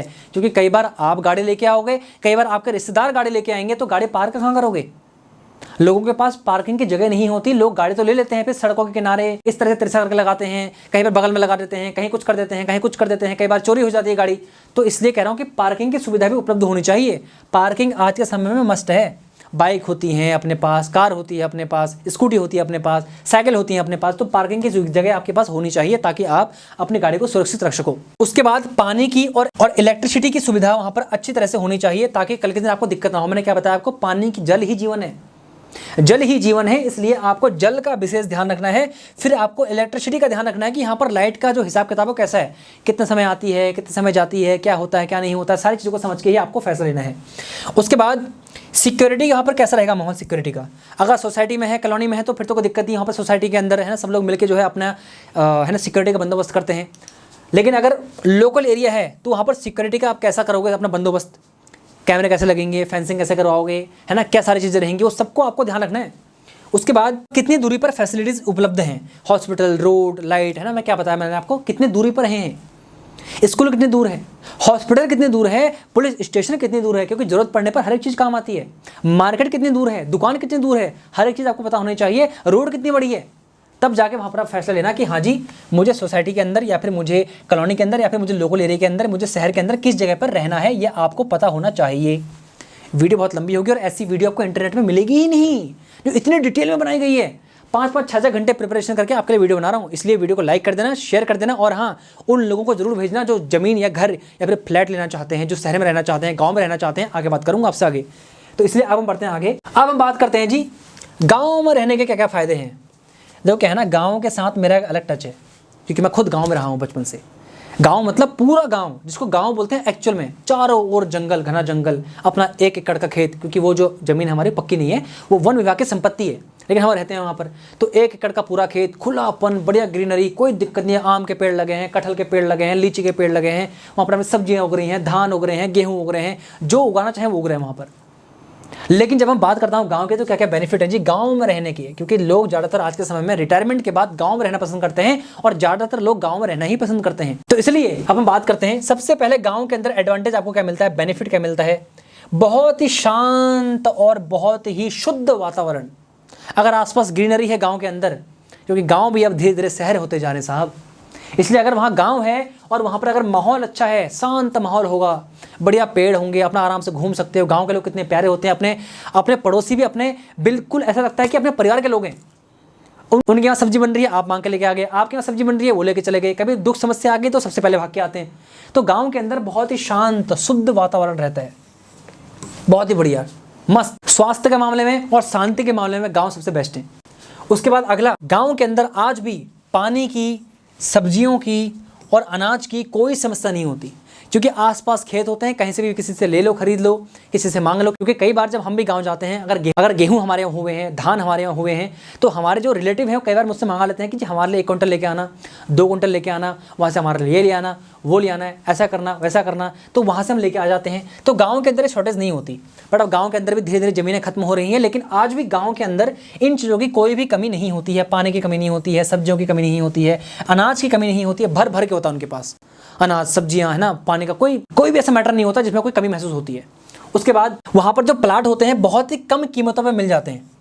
वैसे प्लाट की जो कीमतें हैं गांव के अंदर बढ़ने लगी हैं, लेकिन फिर भी शहर के कंपैरिजन में वो कई बार आधी होती हैं और कई बार बहुत सस्ती होती हैं। मान लीजिए अगर कोई प्लॉट आपको शहर के अंदर 50 लाख का मिल रहा है, तो वही प्लॉट आपको गाँव के अंदर हो सकता है 15 लाख और 20 लाख के अंदर मिल जाए, तो 50 लाख के अंदर आपका घर भी बन जाएगा। तो कई बार आपका पैसा बहुत ज़्यादा बच जाता है और आपको बहुत ही ज़्यादा वहाँ पर कम प्राइस के अंदर ज़मीन देखने को मिल जाती है। उसके बाद वहाँ पर जो रहने की कॉस्ट होती है ना, जो स्टैंडर्ड ऑफ लिविंग होता है, वो बहुत ही कम होता है, बहुत ही कम खर्चों के अंदर। हमारे गांव के अंदर जब हम रहते थे तो 2000, 1000 रुपये, 1500 रुपये, 2500 के आसपास हमारे पूरे महीने के खर्च निकल जाया करते थे। क्योंकि कोई दिक्कत होती नहीं है, ना कोई महंगे कपड़े, ना कोई महंगे शौक, ना कोई महंगा, है ना, ऐसा कुछ होता नहीं है कि जी अरे बहुत भैया लोगों को दिखाना है, नहीं तो लोग हमारी रिस्पेक्ट नहीं करेंगे। वहाँ पर ऐसा कोई भी कंसर्न नहीं होता। शहर के अंदर स्टैंडर्ड ऑफ लिविंग बहुत ज़्यादा होता है, बहुत ज़्यादा। मैं रह रहा हूँ ना शहर में, मुझे पता है कितना होता है। अच्छी गाड़ी होनी चाहिए, अच्छा घर, अच्छे कपड़े, अच्छे जूते, अच्छे चप्पल, तो सब कुछ अच्छा ही होना चाहिए। लेकिन गांव के अंदर कोई दिक्कत नहीं है। गांव में जाओ तो भैया कहीं फटा भी है तो कोई दिक्कत नहीं है, चलो चलता है ना, कोई दिक्कत नहीं है। गाड़ी अगर छोटी भी है तो कोई दिक्कत नहीं, गाड़ी छोटी है तो कोई दिक्कत नहीं, गाड़ी तो है कम से कम। तो ये बेनिफिट कई बार मिल जाते हैं गाँव के अंदर रहने के। अब हम बात करते हैं डिसएडवांटेज गाँव के भी। फैसिलिटी कई बार बहुत कम होती हैं, रोड, लाइट, उसके बाद school, hospital, police station, market कई बार होते नहीं है, बहुत दूर होते हैं। 20 किलोमीटर दूर, 15 किलोमीटर दूर, 10 किलोमीटर दूर, 5 किलोमीटर दूर, कई बार बहुत दूर होते हैं। तो फैसिलिटीज़ थोड़ा सा कम होती हैं। दूसरा, वहाँ पर अपॉर्चुनिटी बहुत कम मिलती हैं। आपको ज़्यादा काम करने की अपॉर्चुनिटी गांव के अंदर नहीं मिलती। आप केवल खेती बाड़ी में अच्छा कर सकते हो। खेती बाड़ी अगर करना चाहते हो तो वहाँ पर भी अच्छा कर सकते हो, लेकिन अगर आप कुछ बाहर काम करना चाहते हो, बिजनेस करना चाहते हो, तो गाँव के अंदर से आपको थोड़ा टफ पड़ेगा, आपके लिए अपॉर्चुनिटी वहाँ पर कम हो जाएंगी। तो थोड़ा दिक्कत होती है गांव के अंदर, क्योंकि मैं खुद गांव से हूँ, मुझे पता है। हमारे गांव में आज भी ये साल 2024 चल रहा है और आज भी भाई साहब वहाँ पर लाइट नहीं है। आज भी वो सोलर पैनल के माध्यम से हम वहाँ पर हमारा जीवन यापन करते थे, आज भी और करते हैं आज भी। वहाँ पर सड़क नहीं है, वहाँ पर हॉस्पिटल नहीं है, स्कूल नहीं है, वहाँ पर रोड नहीं है। आज भी 2024 चल रहा है, क्योंकि वहाँ पर इतनी सुविधाएं कभी आई नहीं और बहुत धीरे धीरे गाँव के अंदर डेवलपमेंट होता है। इसलिए कह रहा हूँ कि आपको कई बार वहाँ पर आपके मन पसंद के हिसाब से गांव का जो माहौल है ना, एटमॉस्फेयर है, वो नहीं मिल पाता कई बार। क्योंकि देखो ना, मैंने बहुत सारे लोगों को देखा है, बहुत सारे लोगों से जब मैं गांव के लोगों से बात करता हूँ, देखो क्या होता है ना, कई बार गांव के लोग कभी भी नहीं चाहते कि हमारा बच्चा गाँव में रहे। वो हमेशा चाहते हैं हमारा बच्चा बाहर निकले यहाँ से। बात कड़वी मगर सच है। बहुत ही कम ऐसे गांव हैं जहां पर माहौल प्रॉपरली बहुत अच्छा है। नहीं तो आज के समय में गांव के लोग शहर की तरफ भागना चाहते हैं और शहर के लोग गांव भागना चाहते हैं, क्योंकि शहर के लोगों को लगता है कि गांव में बहुत सुकून शांति है और गांव के लोगों को लगता है कि भाई साहब शहर में बहुत ज़्यादा मस्ती है, बहुत ज़्यादा आनंद है, बहुत ज़्यादा बढ़िया अपॉर्चुनिटी है। क्योंकि कई बार लोग अपने देखो क्या होता है ना, लोग आज गाँव छोड़ छोड़ के बड़े शहरों की तरफ क्यों कूच करते हैं? क्योंकि वहाँ अपॉर्चुनिटी मिलेगी, काम करने का माहौल मिलेगा, है ना, अच्छा माहौल मिलेगा। क्योंकि देखो क्या होता है ना, कई बार गांव के अंदर कई बार माहौल सही नहीं मिल पाता। समझ जाओ मैं क्या कहना चाह रहा हूँ, क्योंकि मैं खुद भी गांव में रहा हुआ हूँ। गांव में रहने के बेनिफिट तो बहुत ज़्यादा है ही है, लेकिन कुछ बहुत ज़्यादा डाउन साइड भी है। आप कभी गाँव के लोगों से जाके पूछो तो आपको ज़्यादातर लोग बोलेंगे जी हम भी शहर निकलना चाहते हैं हम। और देखो ना, गाँव के अंदर मैंने देखा है, गाँव के अंदर ज़्यादातर लोग अगर जाके बात करोगे तो वही लोग वहाँ पर रहते हैं जो शहर के अंदर अपना घर नहीं बना पाए। ये मैंने देखा है खुद। हमारे गांव के अंदर जिन जिन लोगों ने शहर में अपने घर बना लिए वो गांव में नहीं रहते। अब कभी कभार देखने आते हैं, घर टूट रहे हैं उनके, कई लोगों के घर टूट के बिखर चुके हैं, वो कभी देखने भी नहीं आते। लेकिन जिनके पास ज़मीनें नहीं है, जिनके पास घर नहीं है शहर के अंदर या फिर अच्छे छोटे शहर के अंदर भी, तो वो लोग आज भी गाँव में रहते हैं। उनसे जाके पूछोगे ना आप गाँव में रहना चाहते हो शहर में, और बोलेंगे जी पैसा होगा तो हम भी शहर में रहेंगे, क्योंकि वहाँ काम करने की अपॉर्चुनिटी मिलेगी, एक माहौल मिलेगा। तो इसलिए कहना चाह रहा हूँ आपसे, कई बार गांव में दिक्कत होती है। उसके बाद डेवलपमेंट बहुत स्लो होता है। मैंने आपसे क्या कहा, हमारे गांव में आज भी लाइट, रोड, बिजली, पानी, हॉस्पिटल की सुविधा उपलब्ध नहीं है। कोई वहाँ पर कोई कुछ नहीं है आज भी वही सन 1960 के ज़माने में हम जी रहे हैं वहाँ पर आज भी, क्योंकि यहाँ पर सुविधा है ही नहीं। पर अच्छी बात है कि यहाँ पर बहुत सुकून शांति है, जो पर्यावरण है बहुत शानदार है, बहुत ज़बरदस्त है। लेकिन एक समय बाद ना आपको डेवलपमेंट भी कहीं ना कहीं उठाता है कि यार होना चाहिए गांव के अंदर भी ये सब। इसलिए डिसएडवांटेज ये हैं। अब गांव के अंदर अगर आप रहना चाहते हो, गांव के अंदर अगर आप ज़मीन ले रहे हो, घर बना रहे हो, तो इन बातों का ध्यान रखना। अगर आप गांव पर रहना चाहते हो तो इन बातों को बिल्कुल ध्यान में रखना, जहन में डाल लेना। क्या आप कम फैसिलिटी में रह पाओगे गाँव के अंदर? क्या फैसिलिटीज़ कम होंगी तो क्या आप रह लोगे वहाँ? अगर इंटरनेट कम आएगा, रोड अच्छी नहीं होगी, हॉस्पिटल अच्छा नहीं होंगे, दूर होंगे, तो क्या तब भी वहाँ रह लोगे? अगर आपके लिए मैटर नहीं करता कि जी ठीक है जी, अब हमने रिटायरमेंट हमने ले लिया है, अब जी मेरे को ना शांति सुकून चाहिए, मैं गांव में रहूँगा जी, कोई दिक्कत नहीं, गाड़ी होगी अपने पास, आराम से मैं चले जाऊँगा, कोई दिक्कत वाली बात नहीं है ना। रोड होनी चाहिए, लाइट होनी चाहिए, बाकी तो कोई दिक्कत नहीं है। अगर थोड़ा लंबा भी होगा वहाँ से शहर तो कोई दिक्कत वाली बात नहीं है, कम से कम सुकून शांति तो रहेगी, पर्यावरण तो अच्छा रहेगा, तो बिल्कुल भैया आप ले सकते हो, आप बिल्कुल रहो गाँव में, कोई दिक्कत वाली बात नहीं है। क्योंकि गाँव में मैं भी रहना पसंद करता हूँ, मैं खुद चाहता हूँ मैं गाँव में रहूँ। आज भी मैं जिस जगह पर हूँ वहाँ पर बिल्कुल गाँव का माहौल है, बढ़िया सामने जंगल है, बढ़िया सामने कोई दिक्कत वाली बात नहीं है, शानदार वातावरण है, शानदार पानी की सुविधा है, बिजली की सुविधा है, बगल में रोड भी है, ज़्यादा दूर भी नहीं है शहर यहाँ से, तो बिल्कुल सुकून शांति है। मैं खुद गाँव में रहना पसंद करता हूँ, इसलिए आपसे कह रहा हूँ कि कम फैसिलिटी के अंदर क्या आप रह सकते हो? अगर रह सकते हो तो डन है। उसके बाद आपको देखना है कि वहाँ का माहौल कैसा है, एटमॉस्फेयर कैसा है। क्योंकि देखो ना, गाँव के अंदर भी अब माहौल बदलने लगा है। इसलिए मैं आपसे क्या कहना चाहता हूँ, गांव के अंदर भी देखो, पहले के समय में गांव में चोरी चकारी कम होती थी, आज शहर तो शहर ही है, गांव के अंदर भी होने लग गया सब कुछ। इसलिए थोड़ा सा ध्यान रखना कि माहौल कैसा है, वहाँ का रिकॉर्ड कैसा है, किस तरह के लोग वहाँ पर रह रहे हैं, आसपास का माहौल कैसा है, किस तरह के लोग यहाँ पर, जिस तरह के लोग रहेंगे वैसे वहाँ का माहौल होगा। बट गाँव के अंदर बहुत प्यारे लोग रहते हैं, बहुत अच्छे लोग रहते हैं, इसलिए गाँव के अंदर ज़्यादातर माहौल आपको अच्छा मिलता है। फिर भी एक बार आप माहौल चेक कर लेना। उसके बाद अगला पॉइंट, आप अपने घर को सिक्योर कैसे करोगे? क्योंकि देखो गाँव के अंदर हो तो ऑब्वियस सी बात है, वहाँ पर ऐसा तो होगा नहीं कि जो सोसाइटी बनी है या फिर कॉलोनी है, सारी सुविधाएं उपलब्ध हैं, तो ऐसा तो होगा नहीं गाँव में। तो आप अपने घर की सिक्योरिटी के लिए क्या करोगे? आप फेंसिंग करवाओगे, आप सीसीटीवी कैमरे लगवाओगे, आप वहाँ पर बाउंड्री करवाओगे, तो क्या करोगे आप घर की सुरक्षा के लिए? क्योंकि सुरक्षा बहुत ज़रूरी है आज के समय में, हर जगह। तो इसलिए आपको सुरक्षा को भी मद्देनजर रखते हुए आपको घर के, है ना, अगर आप गांव में प्लानिंग कर रहे हो तो आपको इस बात को ध्यान में रखना पड़ेगा। उसके बाद वहाँ पर पानी की और लाइट की सुविधा कैसी है? पानी की सुविधा तो अच्छी होती है गांव में, लेकिन लाइट की सुविधा कैसी है एक बार देख लेना, नहीं तो सोलर लगा लेना, है ना, तो वहाँ पर वो फैसिलिटी आपको मिल जाएगी। अगर नेटवर्क अच्छे आते हैं तो बहुत अच्छी बात है, नेटवर्क थोड़ा सा वीक है तो आप वाईफाई लगवा सकते हो, है ना, वाईफाई की केबल आती हैं। अगर नेटवर्क अच्छे आएंगे तो फिर तो कोई दिक्कत वाली बात ही नहीं है। तो इन बातों को भी आप ध्यान रखना। अगर आप इन चीज़ों को समझ के गाँव में अपना घर बनाते हो तो बहुत अच्छी बात है, बहुत अच्छा सौदा आपको मिलने वाला है। अब बात करते हैं अगले पॉइंट पर कि भाई साहब, लोन पर घर लेना चाहिए, उसके क्या बेनिफिट हैं, ये आपको बताने वाला हूँ। लोन पर अगर आप घर लेते हो तो क्या क्या बेनिफिट आपको मिलने वाले हैं। तो सबसे पहला बेनिफिट आपको मिलेगा कि आप जी अपने पैसे को एक बार में नहीं दोगे, धीरे धीरे करके दोगे, जिससे आपको लोड नहीं पड़ेगा, आप आराम से अपना इजीली लोन पे कर सकते हो। उसके बाद आप अपने घर को अपने खर्चों के साथ साथ, एक्सपेंस के साथ साथ अपने घर को आप बिल्ड कर सकते हो। आपका खर्चा भी चलता रहेगा, आपका घर जो बन चुका है, जिसका आपने लोन लिया है, उसका लोन भी जाता रहेगा, तो आप दोनों चीज़ों को मैनेज कर पाओगे। उसके बाद आप अपने पैसे को इन्वेस्ट करके उससे आप पैसा भी कमा सकते हो। आप अपने उस पैसे को इन्वेस्ट करके उससे पैसे भी कमा सकते हो, जिससे आपको बहुत बेनिफिट मिलेगा कि आप अपने उसी पैसे से आप अपने घर की ईएमआई भी पे कर रहे हो, अपने खर्चे भी चला रहे हो, अपना काम भी कर रहे हो और उसी से आप पैसा भी कमा रहे हो। देखो ना, पैसा एक इंसान है, इंसान की तरह उससे काम करवाओ, उसको इन्वेस्ट करोगे तो तब जाके वो पैसा बढ़ता है। जैसे मैं भी हूँ तो मैं चाहूँ मैं घर ले सकता हूँ, लेकिन मैं उस पैसे को इन्वेस्ट करके आज अपने काम को और अपने आप को मैं लगातार आगे बढ़ा रहा हूँ, ताकि मुझे ज़्यादा अपॉर्चुनिटी मिले। जब मेरे पास पैसा रहेगा तो मैं ज़्यादा अपॉर्चुनिटी को, ज़्यादा रिस्क को ले पाऊँगा। अब बात करते हैं लोन लेने के क्या क्या नुकसान है। अगर आप होम लोन लेते हो तो डिसएडवांटेज क्या क्या है होम लोन के। सबसे पहला, आपको हर महीने की ईएमआई पे करनी पड़ेगी। आपके पास बिल्कुल भी मेंटल पीस नहीं रहेगा, हर महीने आपको पे करना है।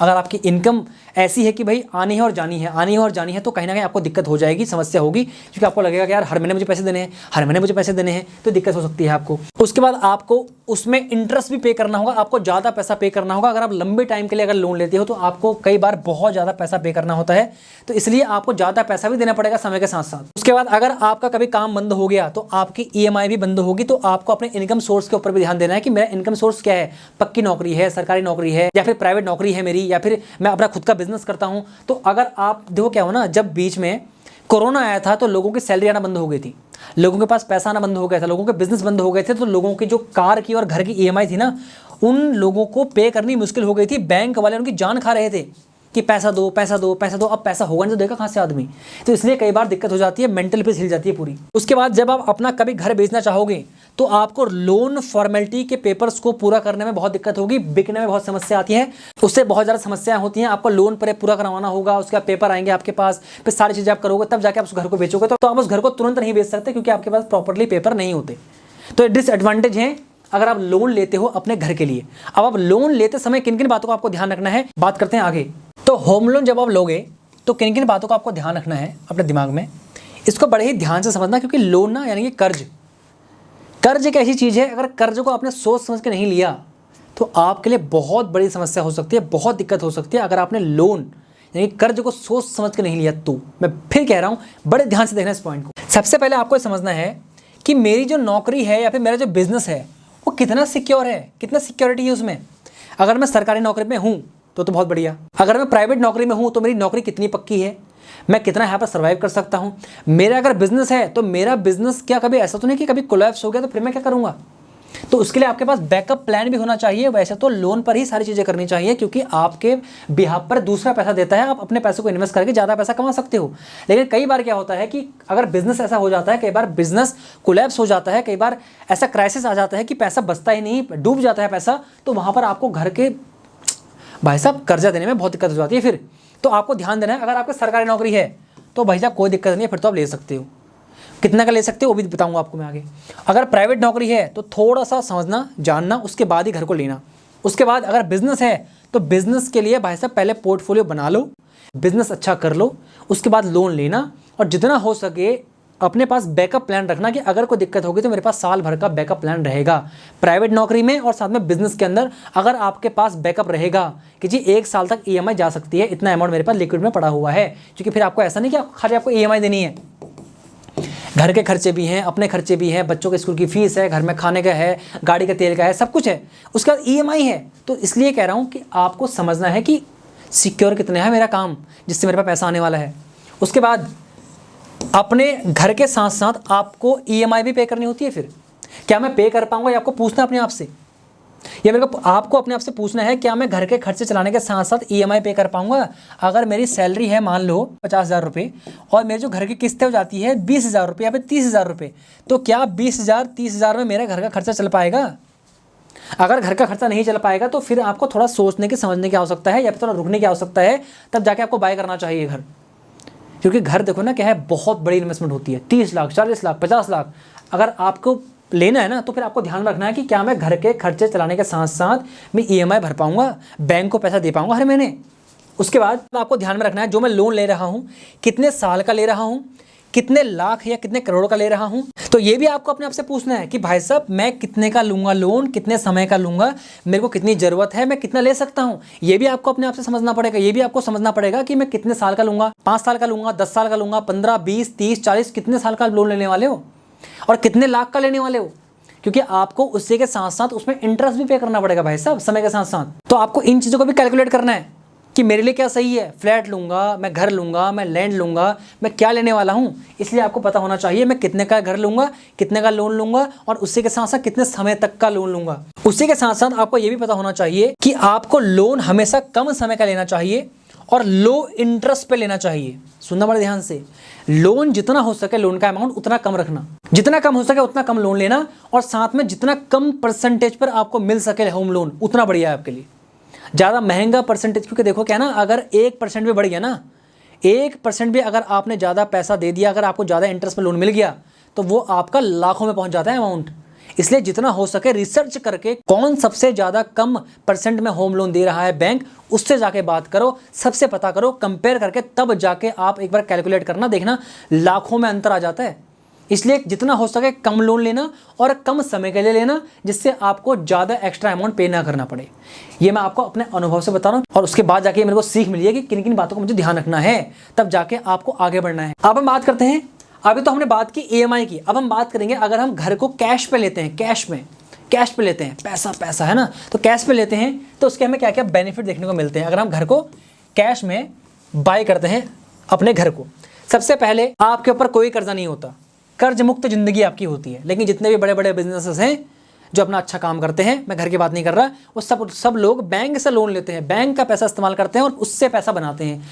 लेकिन अगर आप घर लेते हो कैश पे तो जी कोई दिक्कत वाली बात नहीं है, आपके ऊपर कोई कर्जा नहीं रहेगा, आप कर्ज फ्री जिंदगी जियोगे, मेंटल पीस बहुत शानदार रहेगा, आपको बहुत सुकून मिलेगा। इसलिए दूसरा पॉइंट क्या है कि आपको मेंटल पीस बहुत ज़्यादा मिलने वाला है अगर आप लोन को छोड़ के कैश पर घर लेने वाले हो। क्योंकि देखो ना क्या है, 95% लोगों के पास इतना पैसा होता ही नहीं है कि वो कैश पे घर ले सकें। इतना पैसा होता नहीं है। कोई प्राइवेट नौकरी करता है तो कोई सरकारी नौकरी करता है, कोई छोटा बिजनेस चलाता है, तो उसके पास इतना अमाउंट नहीं होता कि 1 करोड़ 50 लाख 60 लाख है ना 30 लाख 40 लाख इकट्ठा इतना पैसा उसके पास हो जाए। तो वो क्या करता है जी, वो होम लोन ही लेता है। तो इसलिए अगर आप कैश पे लेते हो तो भाई साहब बहुत बड़ी बात है, फिर तो आपको अपनी पीठ थपथपानी है कि भाई साहब मैं कैश पे घर लेने वाला हूँ। लेकिन अगर आप उस पैसों को इन्वेस्ट कर सकते हो, ज़्यादा पैसा कमा सकते हो, तो फिर आपको लोन पर ही घर लेना चाहिए। उसके बाद आपको कल के दिन घर को सेल करने में कोई भी दिक्कत नहीं होगी, क्योंकि आपके पास डॉक्यूमेंट प्रॉपर रहेंगे। आप उसको सेलिंग पर लगाओगे और तुरंत उसे बेच दोगे। क्योंकि देखो मैंने क्या कहा था आपसे, आपकी मूड की बात है, आपने कहा जी अच्छा लग रहा है, अब ऐसा करता हूँ कहीं बाहर चलता हूँ, इसको बेचता हूँ कहीं और जाता हूँ, तो फिर क्या होगा, आप उसको ईजिली बेच सकते हो। लोन के झमेले में आपको पेपर प्रोसेस में नहीं पढ़ना पड़ेगा। अगर एक बार आप लोन के पेपर पढ़ लोगे ना, आपके दिमाग के पर्दे उड़ जाएंगे। उसमें ऐसे ऐसे टर्म एंड कंडीशन लिखी होती है ना भाई साहब, मैंने एक दिन पढ़ लिए। मैंने जब कार लोन लिया था तो मैंने जब पढ़े मेरे दिमाग का दही हो गया। मैंने कहा भाई साहब इतने तगड़े तगड़े उसमें टर्म्स लिखे हुए थे। मैंने कहा भाई साहब लोन मतलब बहुत खतरनाक चीज़ होती है। लेकिन अगर स्मार्टली लोन लिया जाए तो आपके लिए बहुत अच्छा काम करता है। अगर आप स्मार्टली लोन लेते हो, है ना, सब कुछ मैनेज करके, सब कुछ समझ के, आपके पास बैकअप है, सब कुछ है, तब जाके अगर आप होम लोन लेते हो या फिर कोई भी लोन लेते हो तो वो आपके लिए भाई साहब पैसा बढ़ाने की मशीन का काम करता है। आगे बात करते हैं डिसएडवांटेज क्या है कैश पर घर लेने की। सबसे पहला डिसएडवांटेज क्या है कि जी आपको एक ही बार में सारा पैसा देना पड़ता है। आपके पैसा खत्म, आपने जी 50 लाख रुपए रखे थे घर लेने के लिए, बचा बचा के वो एक ही बार में साफ। डिसएडवांटेज ये है सबसे बड़ा जी, पैसे एक बार में गए। उसके बाद आपके पास इन्वेस्टमेंट करने का पैसा बचता ही नहीं है। अगर आपने इकट्ठे 40 लाख या फिर 50 लाख का आपने घर ले लिया, आपके पास पूरा पैसा ही उतना बचा हुआ था, तो एक ही बार में खत्म। अब आपके पास इन्वेस्टमेंट करने के लिए पैसा है ही नहीं। आपके पास कुछ पैसा बचना भी तो चाहिए ना, कुछ पैसा बचेगा तो कैसे कर पाओगे। लेकिन आगे पॉइंट समझना, कैश पे घर लोगे तो इन बातों को ध्यान रखना। सबसे पहले आपको पता होना चाहिए क्या अगर मैं कैश पे घर लेता हूं तो क्या मैं अपने खर्चों को चला पाऊंगा। मेरे पास इतना पैसा बचा हुआ है कि मैं अपने घर के खर्चे भी चला पाऊंगा घर लेने के बाद। मान लीजिए आपके पास 55 लाख रुपए हैं, आपने 50 लाख का घर ले लिया, तो आपके पास 5 लाख रुपए बचे, जिससे आप अपना घर का खर्चा चलाओगे। क्योंकि अगर कमाई कर रहे हो तो धीरे धीरे पैसा बचता है ना, इकट्ठा तो है नहीं कि एक ही बार में जी आगे 5 लाख 10 लाख एक महीने में, ऐसा नहीं होता ना। धीरे धीरे 50,000 20,000 30,000 रुपये करके बचाता है आदमी, तब जाके धीरे धीरे पैसा बढ़ता है। अगर आपके पास फाइनेंशियली 5 लाख रुपये पड़े हैं घर लेने के बाद, तो भाई साहब बहुत बड़ी बात है, आप अपना खर्चा ईजिली मेंटेन कर सकते हो। आपको ध्यान रखना है कि मेरे पास इतना पैसा भी बचना चाहिए कि मैं अपना घर भी चला सकूँ। अगर आपको बोल देगा सर देखो 60 लाख का ले लो सर, आपने कहा जी 55 तो मेरे पड़े हैं, 5 कैसे मांग लेता हूँ। आपने 60 लाख रुपये घर ले लिया, अब आपके पास घर चलाने के लिए पैसे नहीं है, तंगी आ गई घर के अंदर, कल के दिन कोई समस्या आ गई, इमरजेंसी आ गई, तो कहाँ से लाओगे पैसे को। तो हमेशा ध्यान रखना, आपके पास कैश में अगर आप घर लोगे तो आपके पास हमेशा एक बैकअप फंड होना चाहिए। 3-4 लाख का बैकअप फंड होना चाहिए, ताकि आप इजीली अपने घर को खरीदने के साथ साथ अपने खर्चे को भी चला सको, कोई दिक्कत ना आए आपको। उसके बाद क्या आपके पास कोई कंसिस्टेंट सोर्स ऑफ इनकम है। अगर आपके पास कोई कॉन्टिन्यूसली पैसा कमाने वाला काम है, आपने कहा जी मेरी पक्की नौकरी है, हर महीने लाख रुपए आने हैं, 50,000 रुपये आने हैं, कोई दिक्कत वाली बात नहीं है फिर तो। अगर आपकी प्राइवेट नौकरी है, आपने कहा जी कोई दिक्कत नहीं है, पैसा आ ही जाएगा मेरे पास। आपने कहा जी मेरा बिजनेस है, पता नहीं कभी पैसा आता है कभी पैसा नहीं आता, तो वहाँ पर आपके पास बैकअप फंड होना चाहिए। उसके बाद मैंने लिखा है do not exceed need and budget. कभी भी अपनी ज़रूरतों को ज़्यादा मत बढ़ाओ। अगर आपकी ज़रूरत 50 लाख के घर से हो रही है ना, तो 60 लाख रुपए का घर लेने की कोई ज़रूरत नहीं है। आपने कहा जी मेरे को 4 कमरे का घर चाहिए, 2 कमरे का घर चाहिए, 3 कमरे का घर चाहिए, तो आपको उतने का ही लेना है, ज़्यादा चक्कर में नहीं पड़ना। कई बार डीलर आपको चिपका देता है, जी सर 10 लाख का सवाल है सर, इतना बड़ा घर है, 2 कमरे मिल जाएंगे एक्स्ट्रा आपको। मैंने कई लोगों को देखा है, इतना बड़ा घर बना लिया, उसमें जी 8 कमरे बना दिए, 8 कमरे बना दिए। घर में कौन रहता है जी, केवल 2 मियाँ बीवी रहते हैं, बच्चे सारे बाहर पढ़ते हैं, कभी कभार कोई आ जाता है।